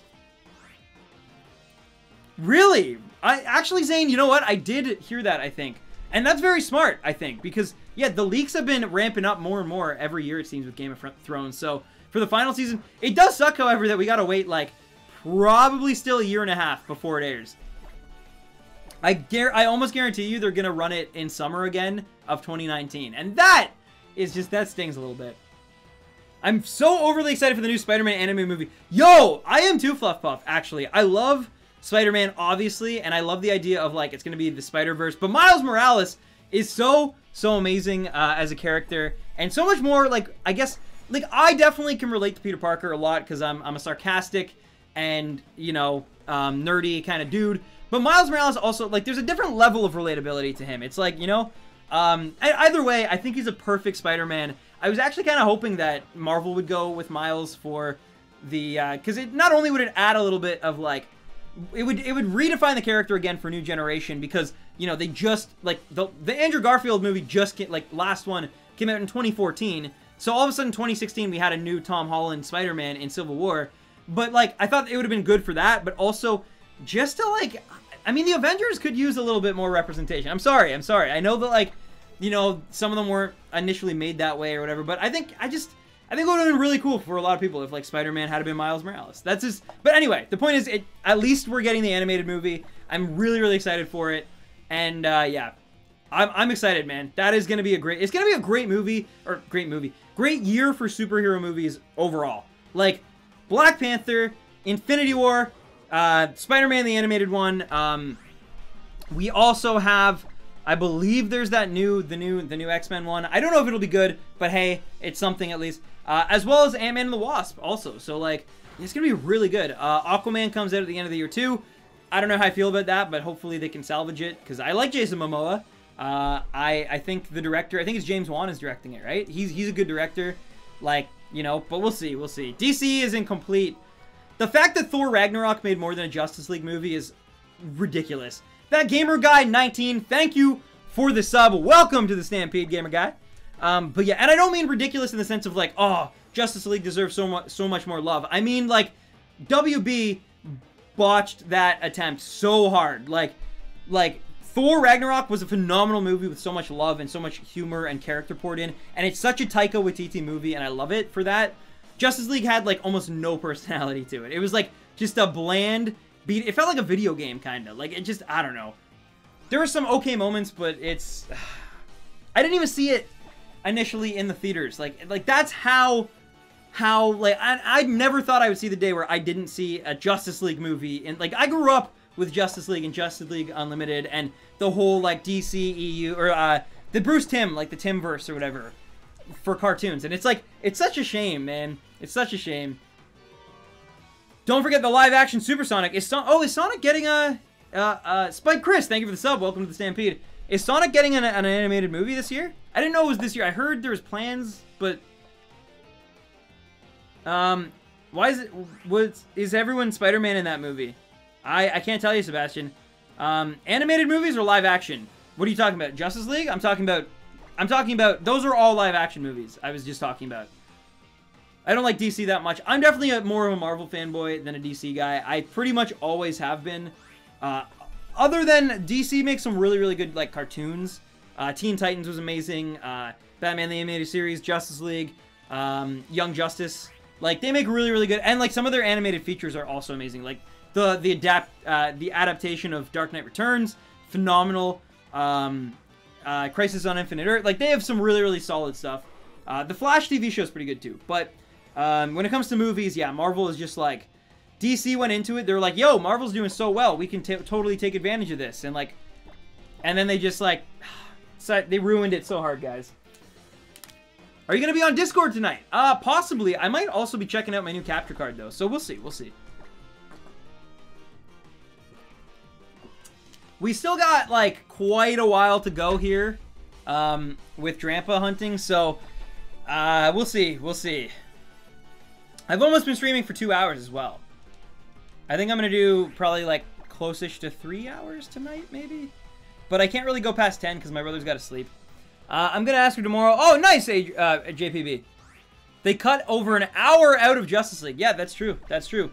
That's what I mean. Like, the studio was so interfering with everything, and they had some Schneider stuff, they had some Whedon stuff, they had some mustache problems. Like, it just, I don't know. It was a mess. Ben Affleck definitely does not want to be Batman. Every interview, before the movie had even flopped, and it didn't really flop, but you know what I mean, Ben Affleck seemed the least interested in promoting that movie that I've ever seen any actor ever in promoting. Like, he's so lucky that he had the cast with him, because like guys like Ezra Miller and Ray Fisher were like cracking jokes, and Jason Momoa was like having a good time. Gal Gadot was just being as charming as always, and then like Ben Affleck was literally just sitting there. Like, if anyone asked him a question, he'd just like give him a quick like 1 or 2 word response. Yeah, he does not want to be Batman. All the jokes he made, someone would be like, oh, what's the best part of playing Batman? He's like, oh, I just get to sit in my pajamas and pretend I'm in a Batmobile. And it's like, really? That's the best part of being Batman, is that you don't have to do as much work as, you know, Jason Momoa as Aquaman. Like, really? Dude, and I know he's like half joking, but it's like, there was some truth in that, in those jokes. Anyway, yes, Sonic is getting a movie. It's called Sonic and the Way of the... Oh my god. Did I like Deadpool? Yeah, I did like Deadpool. Yeah, I mean, oh yeah, Deadpool 2 is coming out this year as well. Yeah, that's true. Yeah, that's what I mean, guys. It's gonna be crazy. This is gonna be the most superhero movies I think ever in 1 year. Like, there's so many this year, and like mainstream ones too. Not just like, you know, we're getting all this, and then certain movies that are like based on a comic book series. Like Edge of Tomorrow was based on All You Need Is Kill, which is like, so technically that. But like, I'm talking about like full 100% fully fledged like comic book movies. Like, it's crazy. I mean, Thor did better because DC did an awful job with the DCEU. If you want a good DC movie, play Injustice 2. True, true. But also, I think that's also taking away a lot from Thor. Like, that was a pretty risky thing to you know, make Ragnarok kind of change the tone of the entire trilogy. It could have really bombed on them, but they got the right guy, the right jokes, the right cast, and it was it might have been the most fun I had at the theaters last year. Like, have you read Spider-Man / Deadpool comics? No, I actually, other than certain events like the Infinity War, and I read like Blackest Night, I think was the Green Lantern one. I've read a few here and there, but like for the most part, I'm not really a big comics guy, unfortunately. There's also going to be Five Nights at Freddy's movie soon. See, I feel like they might have missed the boat a little bit on that one. I think that, like, they were like, oh, we'll totally... It's kind of like Angry Birds all over again. It'll do well, but, like, I think they were like, oh, all my kids, like, you know, all the kids are playing this game. We gotta make a movie quick. And then, like, they just kind of, like, didn't. And now they finally are, but I think it's, like, it's a little oversaturated and it's kind of, like, fallen off a bit. I don't know. One more soft reset for Neoligo, then I'm getting ready for bed. No worries, Brandon, no worries. I wish you all the best of luck. Yo, what's up, Autumn? It has been a while. How you been? Last semester of college, wonderful, wonderful, wonderful. I hope it's going as smooth as it can for you. That's awesome, and thanks for tuning in. Appreciate you. When are we gonna get a good video game movie? Well, The Rock is making Rampage right now, and he's got a pretty good track record. So we'll see, we'll see. I'm trying to think what else. Tom Holland is attached to the Uncharted movies. Amon Multani, thank you for the sub. Welcome to the Stampede, and I hope you're enjoying the stream. Does Shiny Charm affect Blacephalon? Blacephalon, I believe it would. I think it would, yeah. Yeah. I don't think the odds are as good as a Wormhole Ultra Beast, like a Neoligo, but it is still better than, like, a Poipole, which is like 1 in 4,000 full odds or something. Song, they say folks is dying to get here. Me, I'm dying to get away. Goes the new Jumanji. Does the new Jumanji count? I really enjoyed that one. I really want to see it, actually. I heard really good things. Like, it's a really fun ride at the movies. Like, it's just... So, unfortunately, I think I missed out on that one. I'll probably just wait for it on, like, Netflix or something. But, I heard it was really good. I heard it was really good. Hello, Jennifer! Hello! I'm looking forward to the Watchmen series. Me too. I actually really like Damon Lindelof as well. Lost is one of my favorite shows of all time. So yeah, I'm a big fan of his. Even if he can sometimes get a little pretentious, and a little, like, too fascinated with mysteries but not answers, I still think he'll do a bang-up job of Watchmen for sure.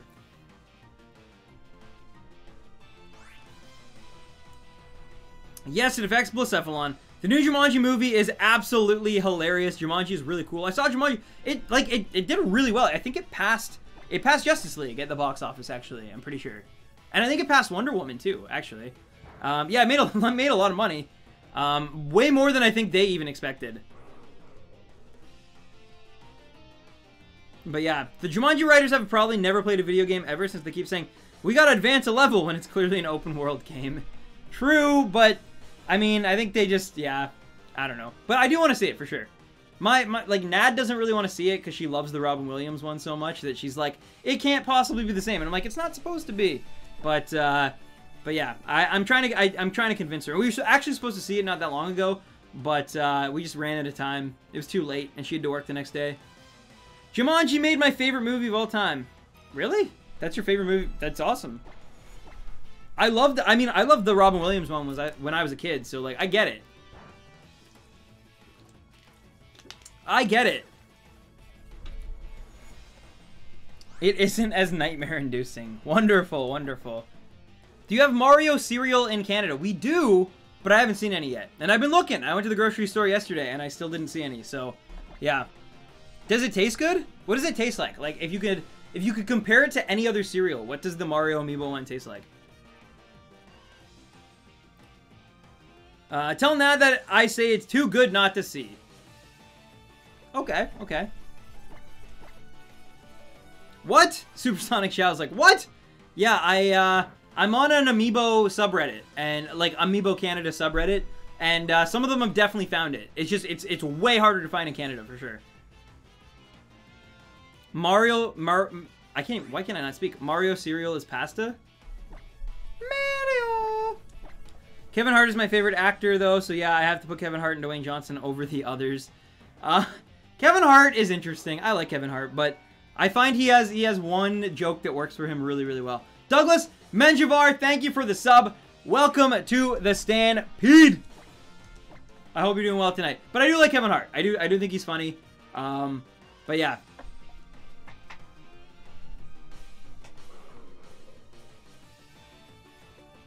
Probably tastes like spaghetti, does it? I saw that comment earlier, Supersonic. That's too bad. His height. Well, that's one, but I actually mean in his delivery.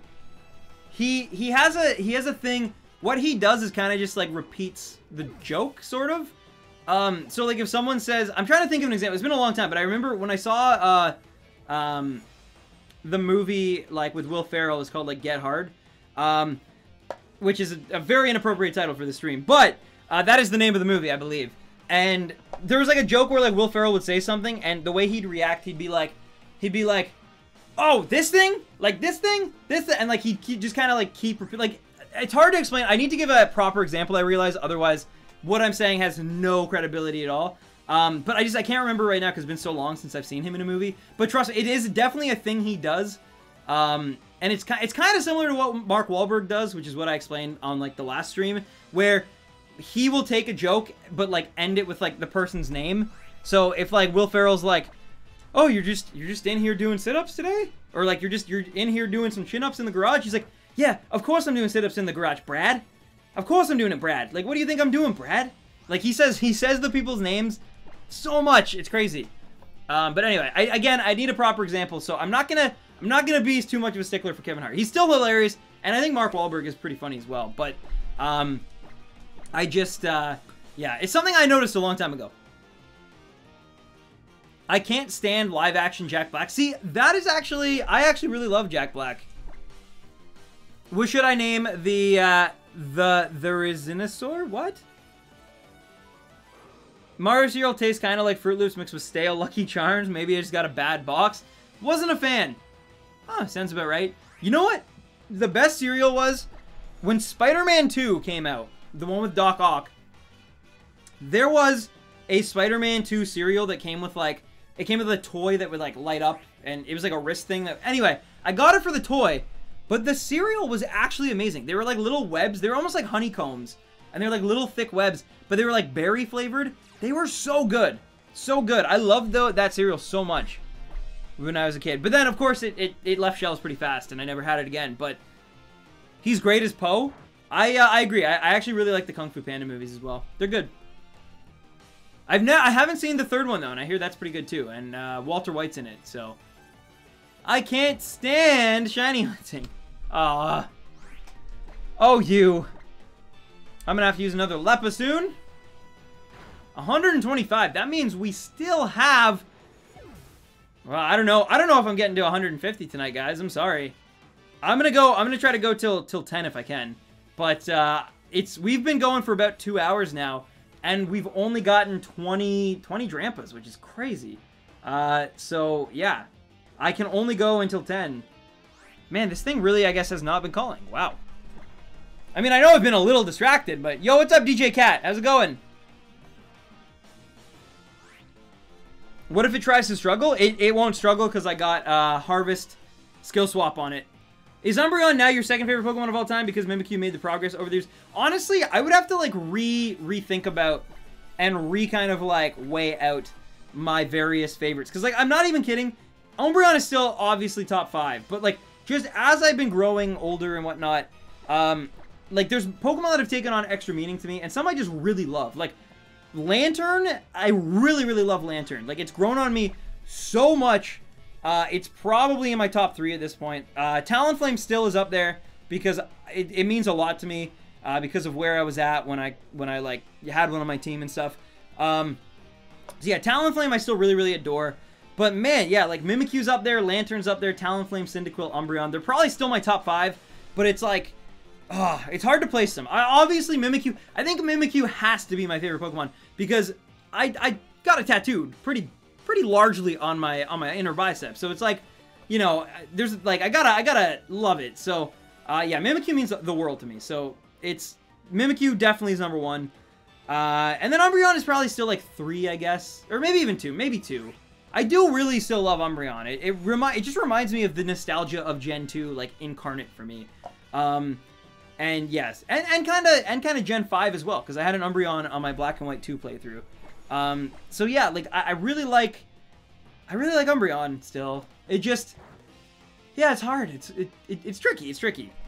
I will say this though, I never would have expected my favorite Pokemon to be a Fairy type. Like when Fairy type got announced, I was like, that's cool, but I never would have expected a Fairy type to be my favorite Pokemon of all time. So, or have a Fairy type tattooed on my body. So interesting little side. Are you like this off stream too? No swears, no F or S bombs. As a 20-year-old guy in college, it's really weird for me watching a dude of your age never swearing. I understand why though. Young fans, yeah, no, I'm very upfront about it. That I definitely off of stream, I'm a pretty similar person, but I'm definitely less animated. I'm definitely, I do swear. I've never been a crazy swearer, or potty mouth, or even that vulgar. There's certain words I just outright refuse to use because I think they go too far. But I definitely, you know, I've dropped an F-bomb. I can swear for sure. When I'm frustrated, I definitely let out some expletives. For sure. There's no denying that. Yeah, I'm definitely no saint. I'm no Captain America, you know. But on stream, yeah, I want to make sure that everybody possible can enjoy these streams, whether you're 6 or 60. And so just because of that, I try to make it as inclusive as possible. And, you know, that's why we keep religion out. We keep politics out. We talk, you know, we don't swear. We don't spam. We don't promote. Like, we keep everything even, I guess. As even as possible, mind you. But, yeah. Did it hurt? Stan, what's your worst nightmare? Failing this Drampa shiny. Like a shiny pops up and I kill it by accident. But no, my worst nightmare, I don't know. I had a nightmare when I was like 3 of a clown just being in my kitchen and no one was around and I was like trapped. Nothing happened. If anything, I think the clown asked me what my favorite color was. But it's still, yeah, that definitely like, that was a pretty bad dream I had. Hi, Random 10s. Today I found Shiny Reshiram on 8 encounters and Master Balled it. Nice! Immortal Jonathan. Nice. That's wonderful. I also recently, within the last, like, 4 months probably, like sometime back in, like, October, November, I had a dream. I can't remember the exact details, but I was like a police. Like, I was like a cop, basically. And, there was someone who was like a perp, and I was trying to, like, basically, we had to chase them, and I tackled them and cuffed them, but I had to, like, keep them, like, on the ground, because they kept trying to, like, get up. And I just remember the dream was just almost like a tug of war of, like, the force that they were trying to get up was equal to the force of me trying to push, and I had to go, like, all out. GGC Shiro, thank you for the sub. Welcome to the Stampede. But yeah, and it was, like, so, it was just, like, a dream of, like, for hours it felt like, of me just, like, pushing as hard as I can against something. And then, eventually, the dream changed, and now we were in, like, the precinct of, like, the cop place, like, the office or whatever. And, the person was, like, a perp, and someone was like, oh, you can uncuff them. And I was like, I don't know, like, they're gonna get me. And I was like, no, and they were like, no, they're not. And then, the person, like, I uncuffed them, and then they, like, walked around, and they were like, see, I'm good. And, like, they were, like, walking around, and I, like, looked over for a sec, and then, out of the corner of my eye, they turned into a cat, which is really weird. Like a big cat, and then leapt and screeched as they attacked and started biting into my chest and like my like the cavity of my chest and like my heart and everything. And I literally, in that moment, it felt so real and so painful. I woke, like I jolted. I was like this. I'll give you guys a perfect example here. I was like this. I was like lying down, and I was just all of a sudden like, like that, and I was in a cold sweat, and I was like tearing, like clawing at my heart to like try to get the thing off. It was really freaky. That's the most recent one I can remember, at least. Are you James? James. But yeah, it was really weird, and I don't know, like, I'm sure, I don't even want to go on like a dream dictionary or whatever it's called, to discover if that's like normal or not, or if that like I don't want to know what the heck that could even possibly mean, but like it just really freaked me out. And I've never had a dream like that before or since. It was just like this weird one-time like instance of like just, and I've never felt so like distressed after a dream. Like I was like sweating buckets. I felt like I had like a flu almost. Like I was that sweaty and like cold sweat and like literally it was like my chest hurt, like because I guess in real life I'd been scratching at it and clawing at it, but like hard, like really hard. It was like bruised the next day. It was freaky. It was freaky. But can you do this? You had a night terror. I guess I did, yeah. Hey Stan, did you get did getting your tattoo hurt? Honestly, not really. I'm not gonna lie to you. Like I was expecting that I'd be a little baby because I have very soft indoors skin because I don't, you know, I don't work. All my family are like, you know, blue collar trades workers. I'm like the guy who sits on a computer and edits all day. So like I was like I'm this super pale, pasty, like soft skinned guy. It's probably gonna hurt a lot. My first tattoo ever. And it felt like a needle. Like it felt like getting a needle, but like constantly, like I don't know. It's hard to explain. It felt like a cut, I guess, but it wasn't as bad. I guess I'd put it so far in my head that like I thought it was gonna be like a torturous experience. That when it actually happened, I was like, all right, that stings for sure. It doesn't feel good. That for sure. But it's not like a pain. It's really weird. And I got it in like not a great spot either. Like the inside of the bicep isn't like the greatest spot to get it. It's not the worst, but it's definitely like, you know, like I was definitely, people said like the best spot to get it for your first tattoo, I think it was the thigh or so, like something with a lot of like, you know, skin between that and the muscle, I think. I don't know. But anyway, it definitely was not the inner bicep. Oh, just threw my water away. I want a tattoo one day, maybe of Chinese Zodiac. That'd be pretty cool. Of your specific one or all of them? What's my worst fear? I don't know. Rats, probably? I really don't like rats. Have you had sleep paralysis? No, but I am aware of that, and that is terrifying. I hope that I never experience that. Bye, Stan. Dinner is ready. No worries, Supersonic Chow. Enjoy it, and, yeah. I'll see you soon. Best rapper of all time? Holy. Best rapper of all time. All time? That is really hard to do. Because, like, different rappers bring different things, but honestly, I don't know. This is really difficult.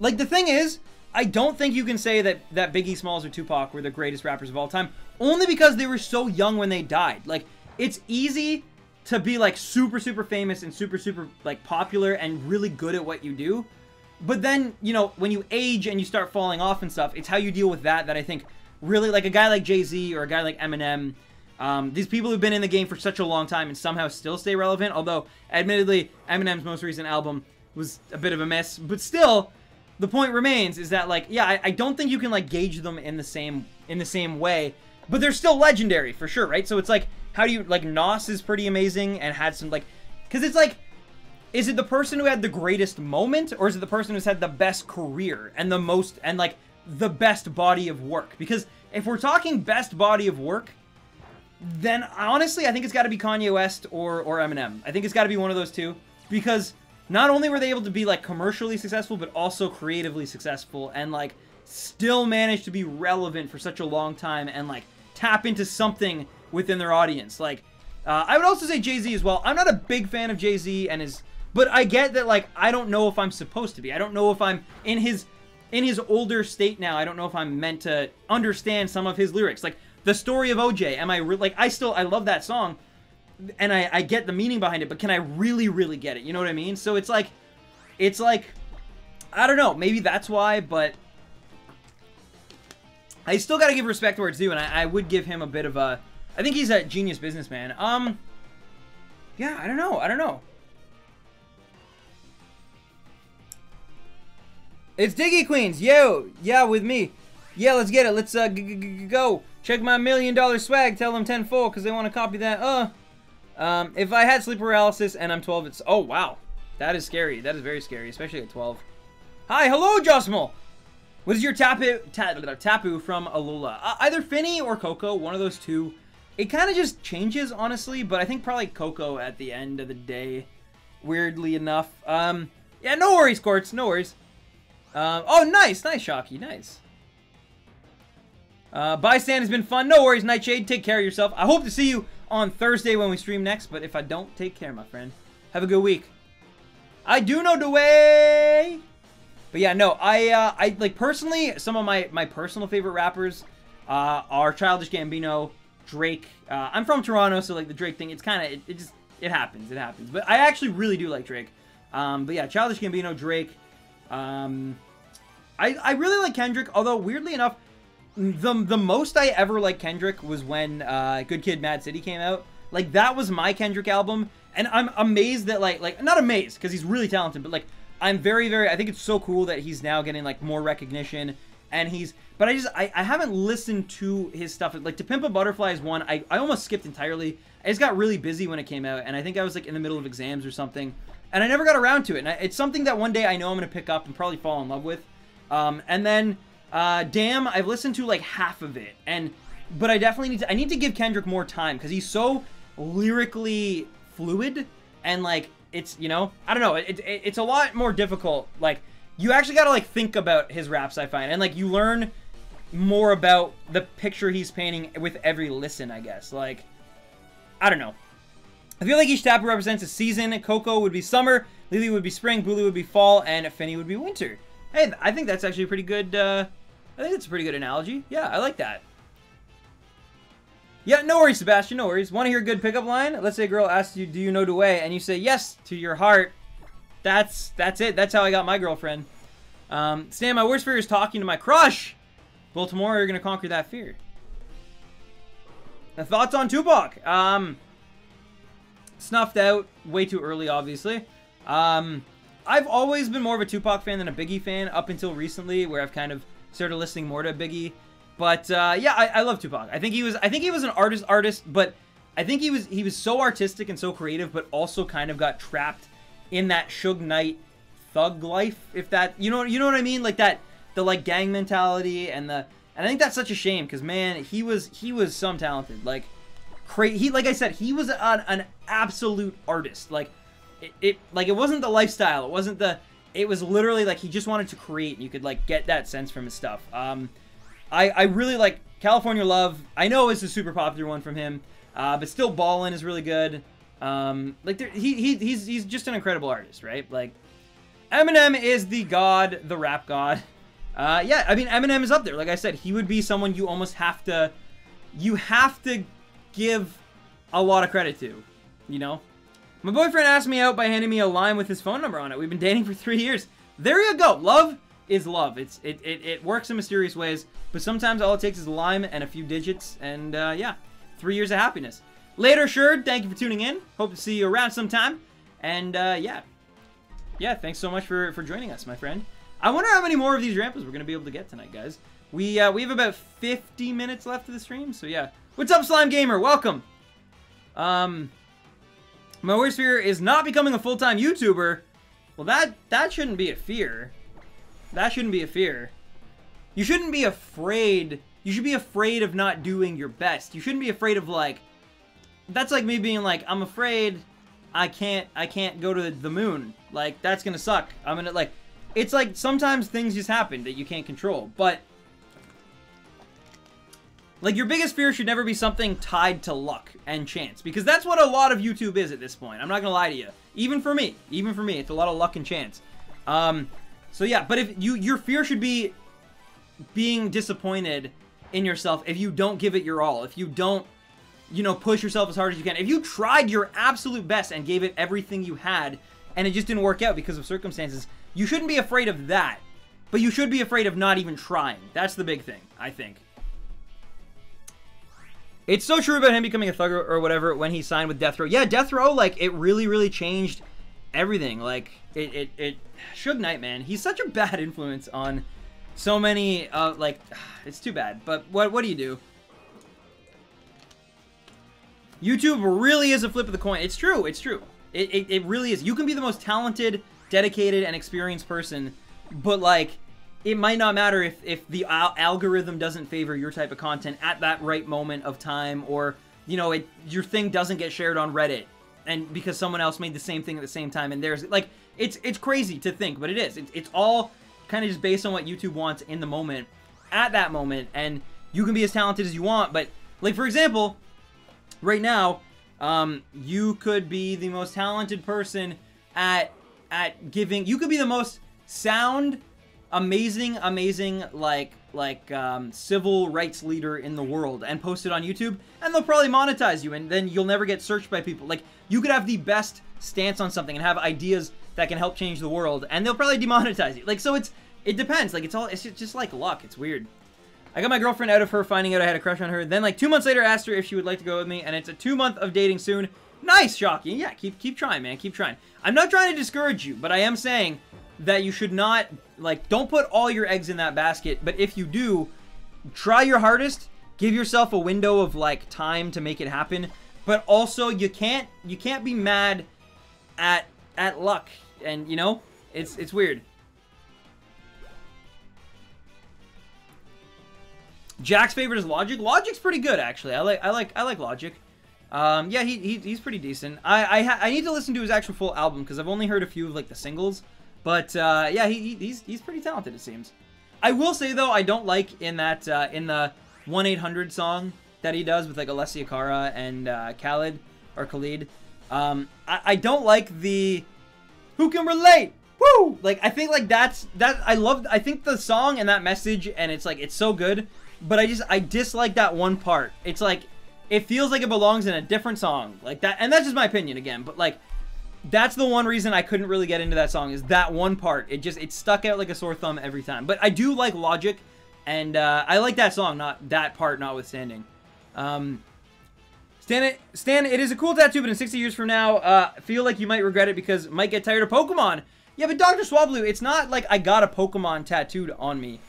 I got a memory. I got a, like, this means, this is like my random 10s tattoo, basically. It's my business, my YouTube channel, my community, all wrapped into one tattoo. It means, it has that meaning. That's why I didn't just get, like, an Umbreon or a, you know, a Minior or something. I got something that actually holds weight for me. So I don't think I will regret it, but we'll see. We'll see.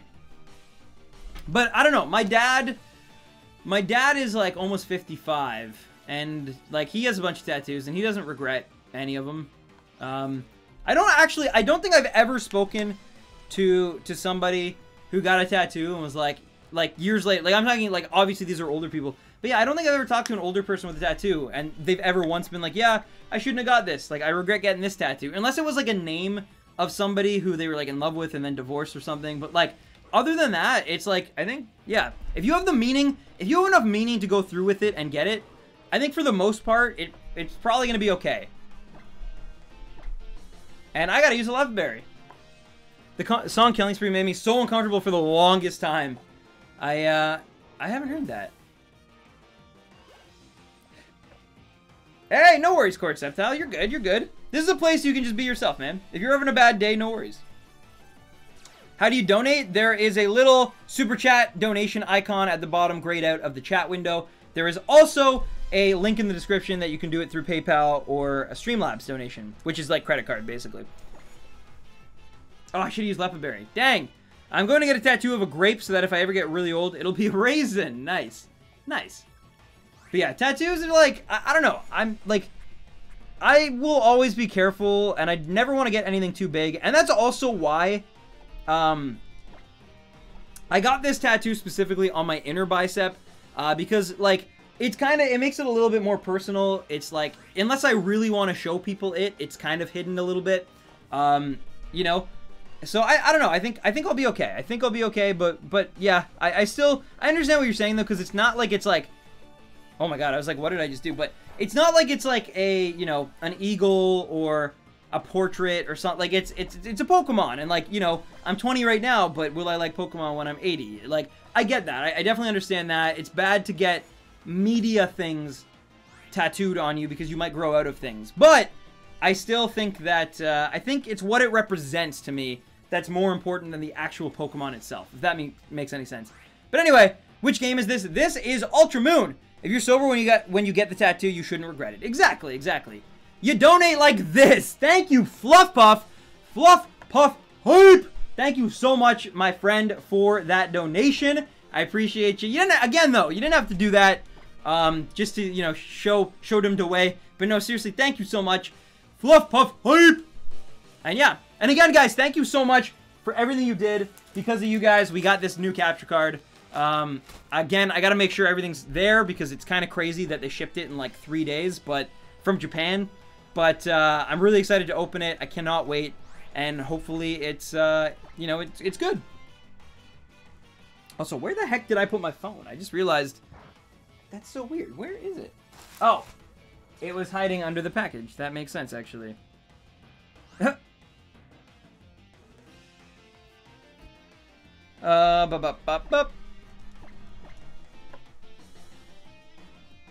Fluff Puff, 3 days from Japan. That sounds like mine and Roy's newest rap album. That's who the greatest rapper of all time is. It's me and Roy, our duet. You've heard of Milli Vanilli, but have you heard of Really Stanilli? That's us. No, we're the Spice Boys. Who am I kidding? I get 10-day deliveries from my state. Yeah, I don't know, man. It's weird. I've never had something shipped this crazy. So if I observe Fluff Buff correctly, this is how you donate. Oh my god. Jenna, thank you for the donation. Again, though, you gotta stop. You gotta stop. But thank you so much. Jenna, hype after that beautiful Fluff Puff squid. Fluff Puff, sorry. I read Cheerleader Squid's name as I saw Fluff Puff. It's going. The chat was flowing. But anyway, no. After that beautiful Fluff Puff donation, yeah, or I almost said Jenna again, but Jenna with the wonderful, wonderful donation. Thank you so much, Jenna. Thank you, Fluff Puff. Both of you are amazing. I appreciate it, but yes, please, you don't have to do that. Tattoo don'ts. Names and faces. True, true. Although, yeah, I don't know. My family actually, even my brother, have a coat of arms on, like, their chest and their arms and, like, wherever. I believe 4 of my family members. My one cousin, my uncle, my dad, and my brother. And I don't have that. And I'm like, we'll see. We'll see. Maybe one day. But for right now, no. Dr. Swablu. If Shines on 130 encounters, name it Dr. Swablu. All right. All right. If the next one is a shiny, I will name it Dr. Swablu. You got that. You got that. All right. Dr. Swablu hype, though. Post a bird emoji if you can find one for Dr. Swablu. But seriously, or a doctor emoji, I guess. That works too. That's probably easier even. But yeah, thank you so much, Dr. Swablu. I appreciate you. And yeah, we'll see. We'll see. We'll see what happens on 130. We got 40 minutes left in the stream. It's more like 35-ish because I got to wrap up the stream. I want to be like done by 10. But yeah, we're going to keep going. I really want to get to 150 tonight, but man, oh man. This, like this thing, we've only done like 25 new encounters since the, basically, not even. Video Master! Wait, what? Wait, like this? Oh my god, Video Master, thank you for that donation. That is a very, very nice one. Thank you so much. That is so generous of you, and you really, again, do not have to do that. All donations are appreciated, but are not required. Video Master hype. And then Wolfger comes in. Oh, so that's how you donate. Thanks for showing that, Jenna. Yeah, awesome. Tip Train.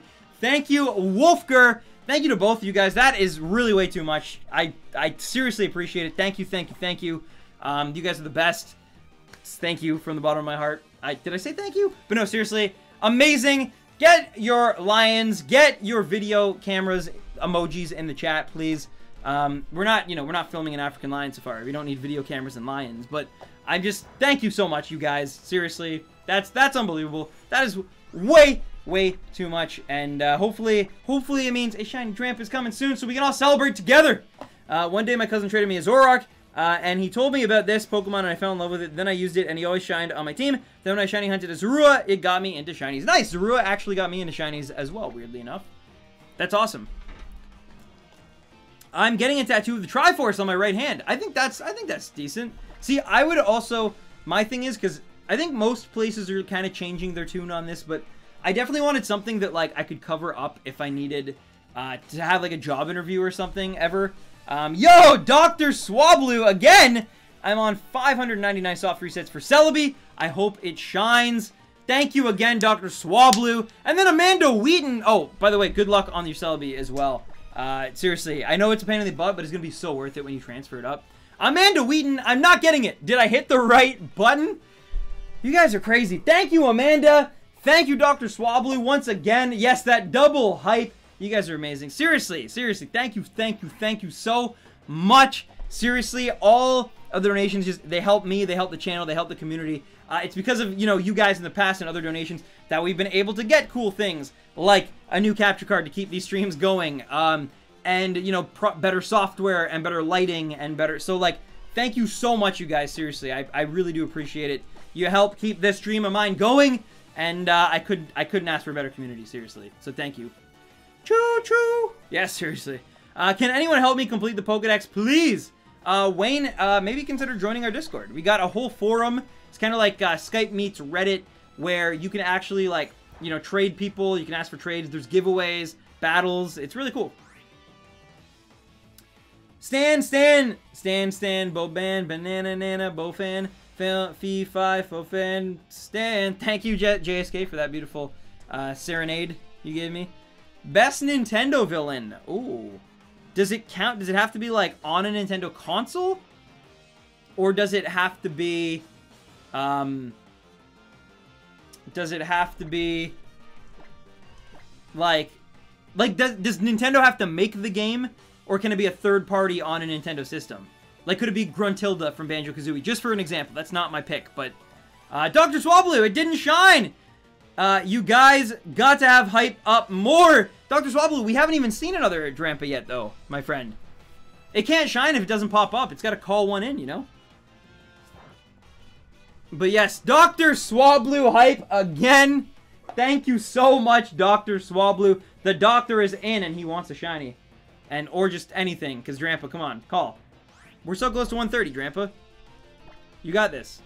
But yeah, thank you, seriously, though. Dr. Swablu, you're amazing. Dr. Swablu, Swablu, Swablu in the house. It's a party every week, baby.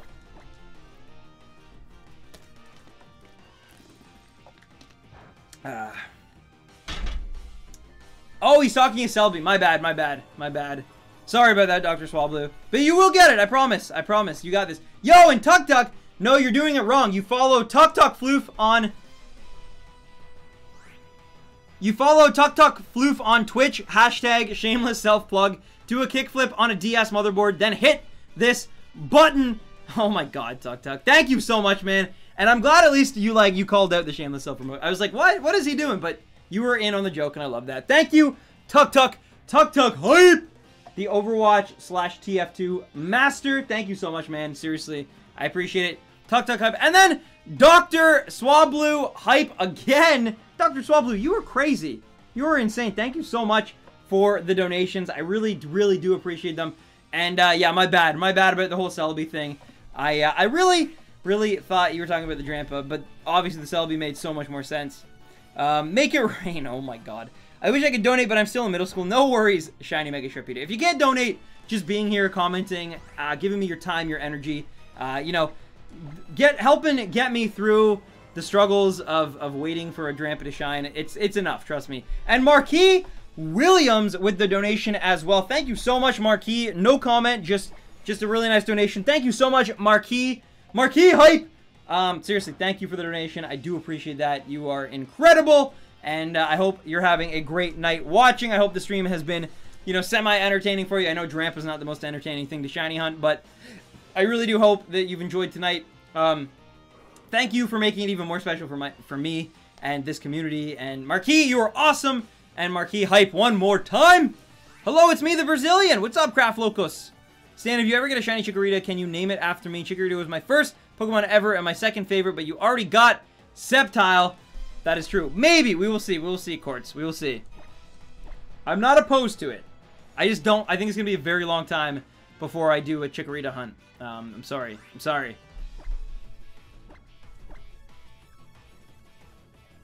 What is your friend code? Unfortunately, it is full, so I don't really give it out. I apologize for that. But if you're on my Discord, or yeah, if you're on my Discord, you can find my Nintendo Switch code if you have a Nintendo Switch.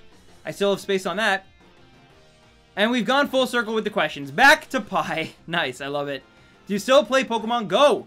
No, because it's like very cold and windy here, and the only good place that we have good Pokemon that aren't like, you know, I was actually going to say Bidoof, but I haven't seen a single Bidoof yet, I don't think. But yeah, it's all like Rattatas and Pidgeys. The only place that doesn't have that is the lakefront, and the lakefront is extra chilly because it's, you know, a lakefront, and it's winter. So yeah, in summation, Niantic sucks. Why do they keep putting out new generations of Pokemon in the middle of winter when us Canadians can't really enjoy it fully? Kirby the best! Thank you for the sub, Kirby. Welcome to the Stampede, and Kirby, you are the best. Thank you so much. But some two people who are also pretty awesome are Shuriken Storm X, Stan saving up, PS4 or Switch in your opinion. Well, Shuriken, if you love Pokemon, I would suggest the Switch, because obviously you're going to get a new Pokemon game on it. Fire Emblem as well. I think the Switch is honestly going to be worth it long term, but if you really love third-party games like your Grand Theft Autos, like just Red Dead Redemptions, things like that, you might want to go to the PS4. I can't decide for you, but that's kind of my... You got to weigh out those two things specifically. That's my advice. But Shuriken Storm X hype, and then Dr. Swablu again. Next time, realize that before I super chat your mistake. Oh, no, it's all good, but thank you. Yes, Dr. Swablu, thank you, thank you, thank you. I really, really do appreciate it. And yeah, I'm sorry, I'm sorry. You're amazing. Stan, I want to see if you can answer his awkward question. Do you have any dating advice? Not particularly, because one, I think times have changed. Even it's ridiculous, but like the amount that things have changed already since I was like dating, which I've only been in a relationship for like 3 years. But even since then, it's like things have flown by so much faster. Like I feel like social media and things like Tinder and stuff weren't really a thing.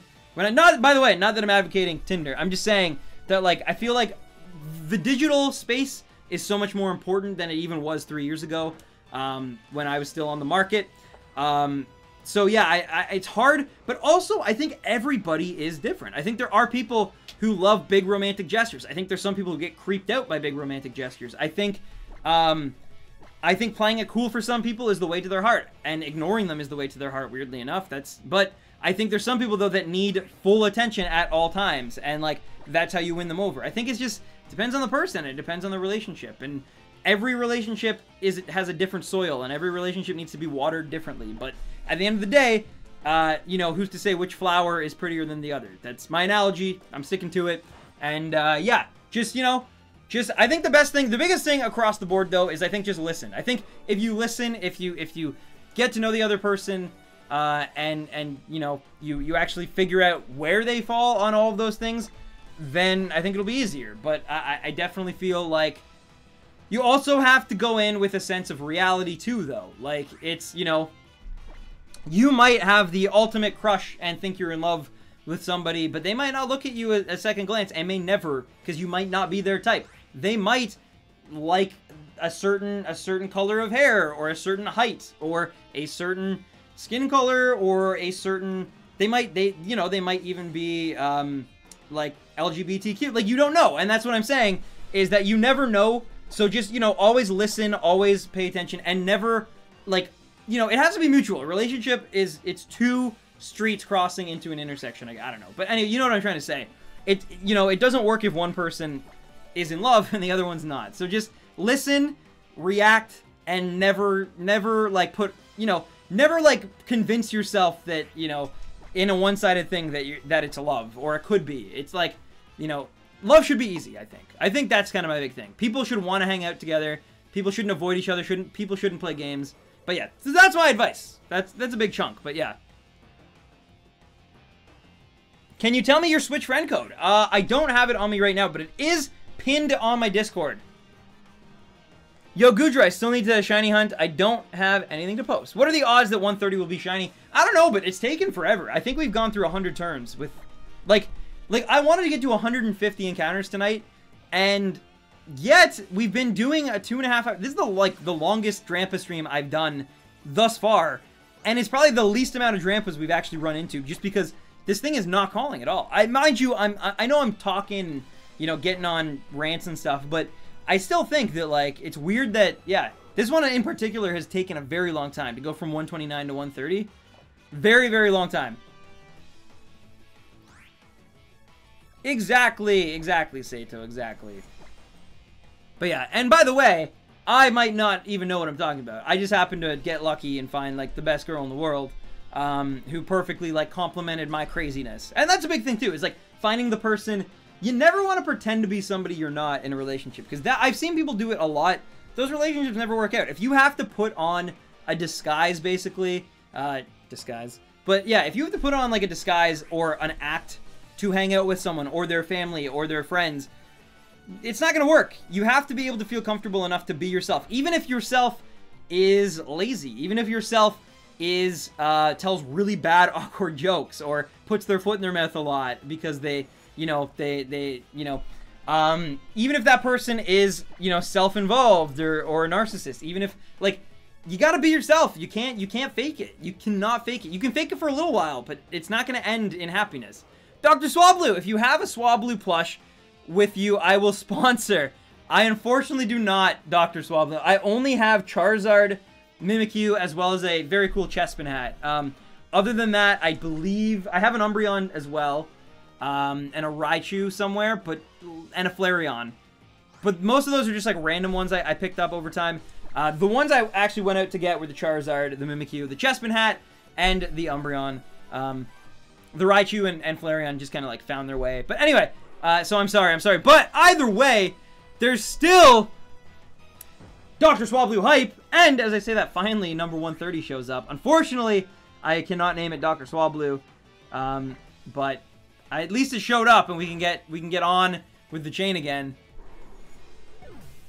Epic Gudra, you'll be fine. You got lots of time, my friend. And the train continues! I feel like it will be a lot forever. My math teacher is giving me Ultra Moon on Wednesday. That sounds like a very interesting situation. I never had a teacher give me a gift. Unless it was like, you know, they brought in snacks for everyone in the class. Or, you know, it was like a bunch of, like, you know, like a dentist's office, like, treasure bin where you can, like, pick out random dollar store items because you got, like, a mark on a book report or something. But yeah, okay, cool, that's awesome. I wish my math teacher had given me Pokemon games. I'm a little jelly.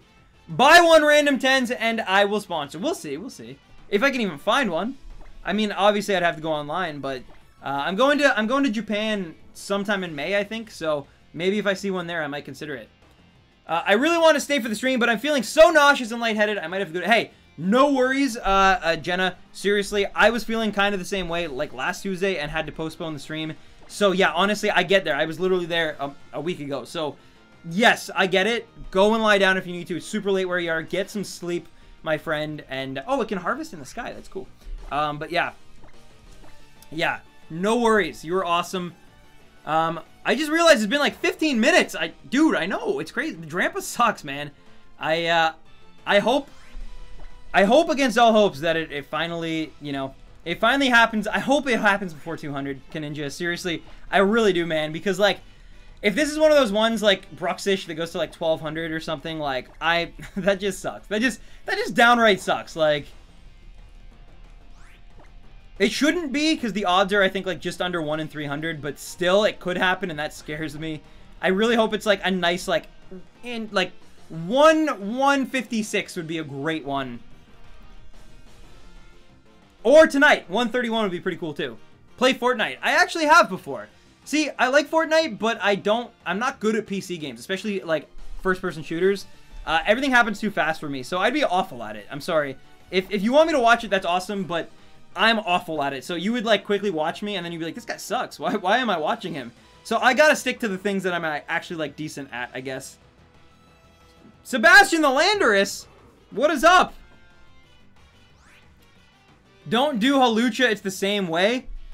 Oh, dude, yeah, no, I don't think I would go for Hawlucha, but if I did, at least now I know not to, so thank you. But yeah, no, Drampa just, it's the grandpa, you know, it takes forever. It's old, it takes 60 years. You should Masuda for Drampa. I actually have in the past, and I hated it. It takes too long. I know, as I say, with this taking forever, but no, seriously, I'm not a big fan of egg hunts and try to avoid them whenever I can. And also, this is the last possible SOS chain that I can do for a Gen 7 Pokemon. So a new Pokemon that was introduced in Gen 7. I almost have them all. This is like the last one I can do. Delmise technically is, but I already said, even before I realized how much of a pain Drampa was, I had actually already said that Delmise was, like, I was going to hatch that one. I will hatch Delmise because Delmise is even worse than Drampa in my opinion. But yeah, Drampa is awful. I kind of regret it, but I think I'd rather do it this way over breeding, if I'm being honest with you. I know that might sound like crazy, like blasphemy, but I just, yeah, breeding on stream is really, really, I don't know. It just, like, if you can, like, dual hunt, it's okay. But, just to, like, put all, like, it gets boring really fast. I'm sorry. You need to have super chats appear on the stream. I actually tried to do that, before, but I wasn't, like, up to date or something with the right, so it never ended up working. It wouldn't work, but at this point, it might work. But last time I actually tried to do it, it was not compatible or something with my current software. So we'll see. I updated something recently. Maybe it works now. But yeah, I'll look into it. Dr. Swablu.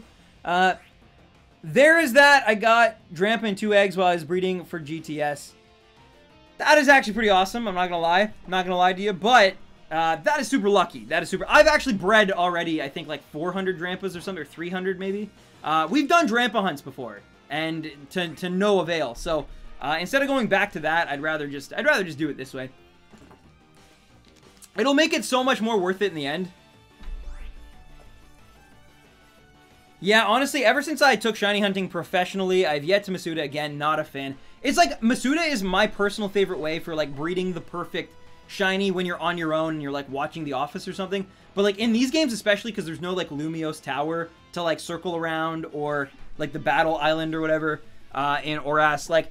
It's kind of sucks. It kind of sucks. I'm not gonna lie. It's very, very boring. It gets old very, very quickly. It's hard to keep, you know, entertained. Drampa at least has like instances of like, is it gonna be a shiny? Is it like, where I don't get that same feeling. Even when the eggs hatch, I'm still just like, I don't know. It's weird. Maybe it's just like I thought maybe it's not just me, but yeah, I love breeding, except on stream. It's the weirdest thing.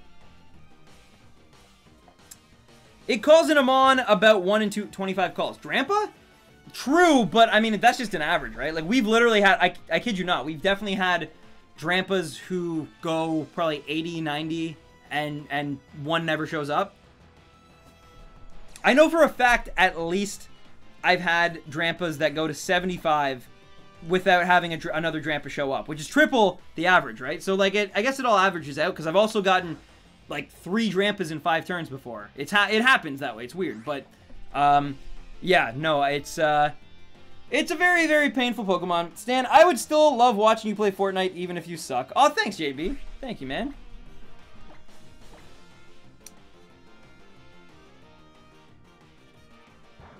Would absolutely be a good option out of many for shiny hunting. What do you mean, Flying Corn? I feel when I SOS, I know I can get a shiny in the same day or almost 2 days, but hatching could take weeks. Well, true, although that doesn't exactly apply to Drampa because, like, even if I did an 8-hour stream, I'm still probably only going to end up at the, like, okay, it's been almost 3 hours. We have, like, 20 minutes until the end of the stream, which will have been 3 hours, and we've only gotten 26 Drampas called in 3 hours. So, by that law of averages, you know, that's like, what? 40, maybe like being generous, you might in an 8-hour stream you might be able to get like 60, maybe 70 if all things go well, and you get like, because I have had Drampa streams in 2 hours where I've gotten 40 encounters before. It can happen. So, but yeah, you're probably like on average gonna get like 70 maybe at most in an 8-hour stream of Drampa hunting. Like that's not a lot, you know. So yeah. I've missed so much fandom! I'm sorry to hear that. But, hey, we still have like 15 minutes left until I start wrapping up the stream. So yeah. Who knows? It could still happen, man. We could get another, like I said, we have gotten 3 in like six turns before. Like it can happen. So you never know. You never know. And when it does happen, oh my goodness, is it gonna be satisfying. And Shiny Ash Greninja, I mean, since there's a lot of pokes that would be good for shiny hunting, would Absol be a good option. Oh, I see. I mean, for me, my mission is I'm trying to get all of the shiny Pokemon that that were introduced in Gen 7. That's my goal. That's always been my goal for a very long time. Yes, I've made a few exceptions here and there. I've done a Growlithe. I've done like just some random Pokemon given like the day. But for the most part, I have almost always gone for Alola specific Pokemon. And until I complete that, I'm not going to go after things like Absol. I will probably start going after some legendary Pokemon pretty frequently. But like I said, after this, I'm probably going to try to breed Delmise or go after type Null. One of those two. I haven't decided yet. I might want something a little easier, which would be breeding after the Drampa, and Delmise might be the best way to do that. We'll see, we'll see. But, also, Shiny Mew! Shiny Mew's awesome. Hacked? What is hacked? Trust me, if I was a hacker, you think I would spend like 12 hours waiting for Drampa? Like, you think I'd wait 100 turns for a Drampa to call to be shiny? And then it's not shiny? And then I have to wait another 100 turns until the next one comes? Trust me. There's no... Hacking is like this... Like, no, okay. I understand, because I have hacked stuff before, in terms of, never on a shiny hunt, but in terms of, like, trying to get footage for videos and stuff. I definitely have. I'm very, very open about that. However, I don't know how to do, like, Citra or anything like that. Like, I don't know how to do any of it online. Why would you want to on a shiny hunt hack? Like, why would you want to get your odds so low that it's just, like, it's almost like an inevitability that you would get it, you know? I think the fun of a shiny hunt is in the journey. Like, I love the hunt, not so much the actual shiny. As weird as that sounds, I love the moment the shiny appears, but only because we've experienced all of the lulls and the pain of trying to get to that moment, that it all, like, culminates when the shiny finally pops up. In that moment, that makes it all worth it. But if you knew it was going to show up, or you hacked, like, then it loses that feel, that excitement. I don't know. Yeah, no worries, Kaninja. Thank you so much for stopping by first and foremost. But most importantly, I hope you feel better, man. I'm sorry to hear you're kind of under the weather. It's going around, man. I was feeling awful last week, too. So, yeah. Hope you feel better, man. Any luck? Not so far, Jordan Mace. Not so far. I use Citra to randomize new Pokemon games. Yeah, a lot of my friends and most people in the Pokemon community know and use Citra for various things like that. I never learned, and I don't really have any interest in learning either. Though I will say randomizers do sound pretty fun. But if I did a randomizer, I definitely want to do a randomizer of like Gen 3 or something. Like, I think that'd be really cool. The only reason I want a CFW is so I can stream my 3DS. That actually makes some sense too. Yeah, I'll give you that. I'll give you that. YouTuber exposed. No, well, it's like, for example, in my top 10 Alola Shinies, I wanted to talk about, like, I think Tapu Bulu has a brilliant shiny. I love that shiny form so much, but Game Freak made it impossible, at least at that time, to get one legally. If I could, I would have shiny hunted it and gotten it, and then I could show it off, but I can't do such a thing, so what was I gonna do? So I had some friends of mine figure out how to get one in my game. I traded.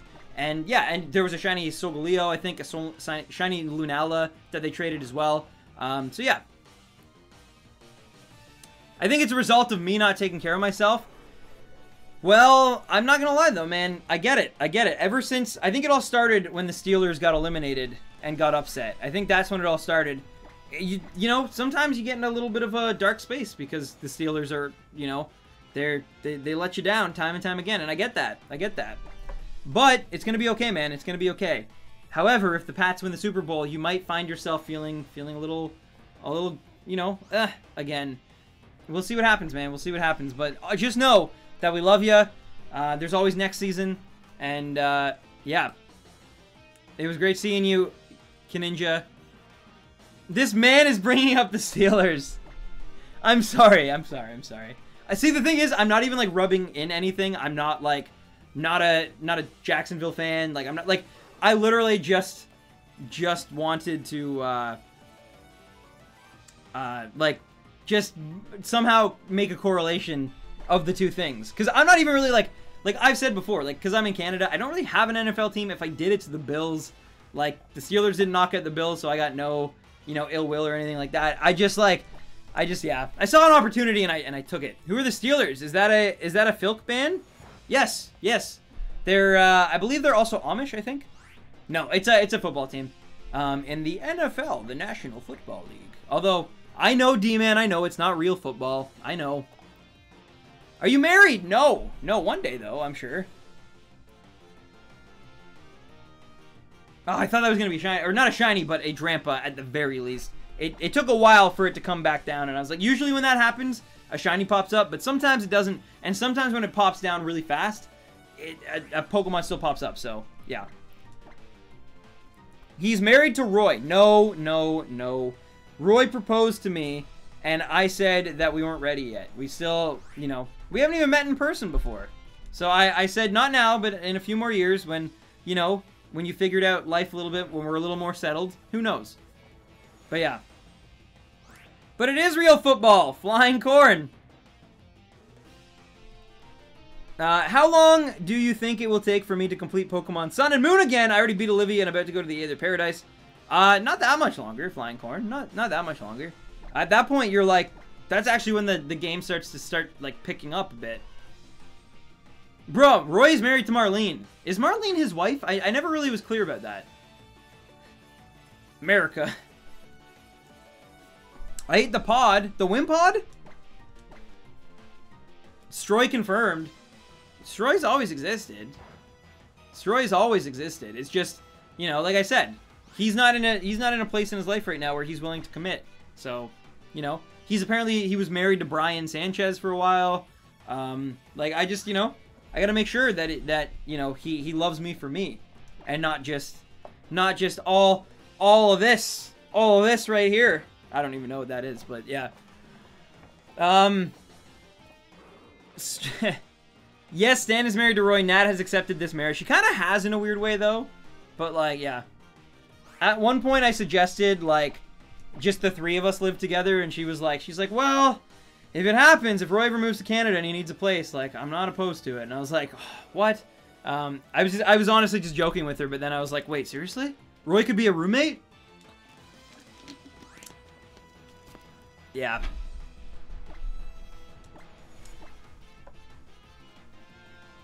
Till the end, I will be with you. No. We three are not polyamorous. No. Roy is polyamorous. Yeah, no. So much Stroy art in Roy's Discord. Oh, I know. Trust me. It's a thing. And I don't encourage it, but I definitely don't. I don't not discourage, like, because I know how, like, freaked out it makes him. Roy has actually evolved a lot. He's progressed a lot. He used to have very, very specific morals and values, and the Stroy stuff really enraged him because it went against, like, his, well, I don't want to get into that, but, like, it went against his beliefs and all that stuff in it. But he's actually, like, he's grown a lot. He's evolved a lot. He's progressed a lot. And it still bugs him, but for, like, different reasons. Now it's just because people, like, draw it and stuff. But so I've always, like, just encouraged it just to bug him. Ivan, what's going on, man? I don't gotta time you out, do I? Uh-oh. Ivan, I gotta time you out, man. You can't be just posting a bunch of numbers over and over and over again. Come on. Anyways, guys, we got about 5 minutes left. It looks like we're about to get, like, only one or two more, if that, even, knowing how poorly Drampa calls. This is crazy. I actually went, like, this is the longest... Oh, there we go. Nice. But this is the longest hunt I've done for Drampa since I started this hunt. Like, this is going to be a 3-hour stream by the end of this. And still, not a whole lot of Drampas actually showed up, which is crazy. I thought for at least we'd be able to get to one... I was hoping to get to 150 today. And yet... It seems like we're going to fall short of that. And like I said, I can't go any longer because my brother's got to go to bed and it's almost 10 p.m. here. So, yeah, that's unfortunate. Man, Drampa sucks some days. It's calling as infrequently as it did on last Thursday, if you guys remember that. But it's at least not struggling this time, which is good. Malik Omaru, thank you for the sub. Welcome to the Stampede. Malik, I hope you're enjoying the stream. And thank you for hitting that button. I do appreciate you, man. Who's spamming? Oh, is people just, like, having fun with... Yeah, okay.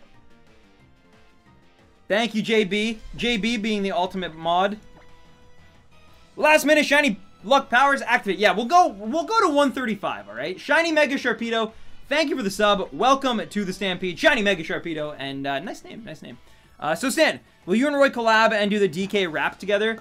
I actually wrote him a DK rap specifically for him and his channel a long time ago. He loved it. He was like, I'm going to use it when I make DK64. But you know Roy, he never made the video, and the rap got lost to time, I'm sure, because it was on Skype. So I'm sure he never saved it or anything, because that would be what a professional YouTuber would do, and he is clearly not that, because he can't even make a deadline. But no, seriously, I actually put a lot of work into that. I'm like, I'm not actually mad at him for that, but like at the same time, I'm sad that that might actually be lost to time, because it was pretty good.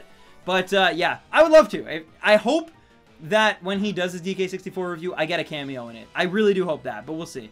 I don't think he's ever gonna make it. So anyway, Dr. Swablu, yo, if you get that Swablu plush, let me know. All right, Dr. Swablu.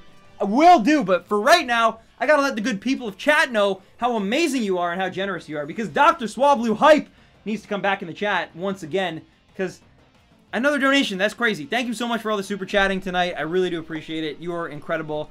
And yeah, man, for sure.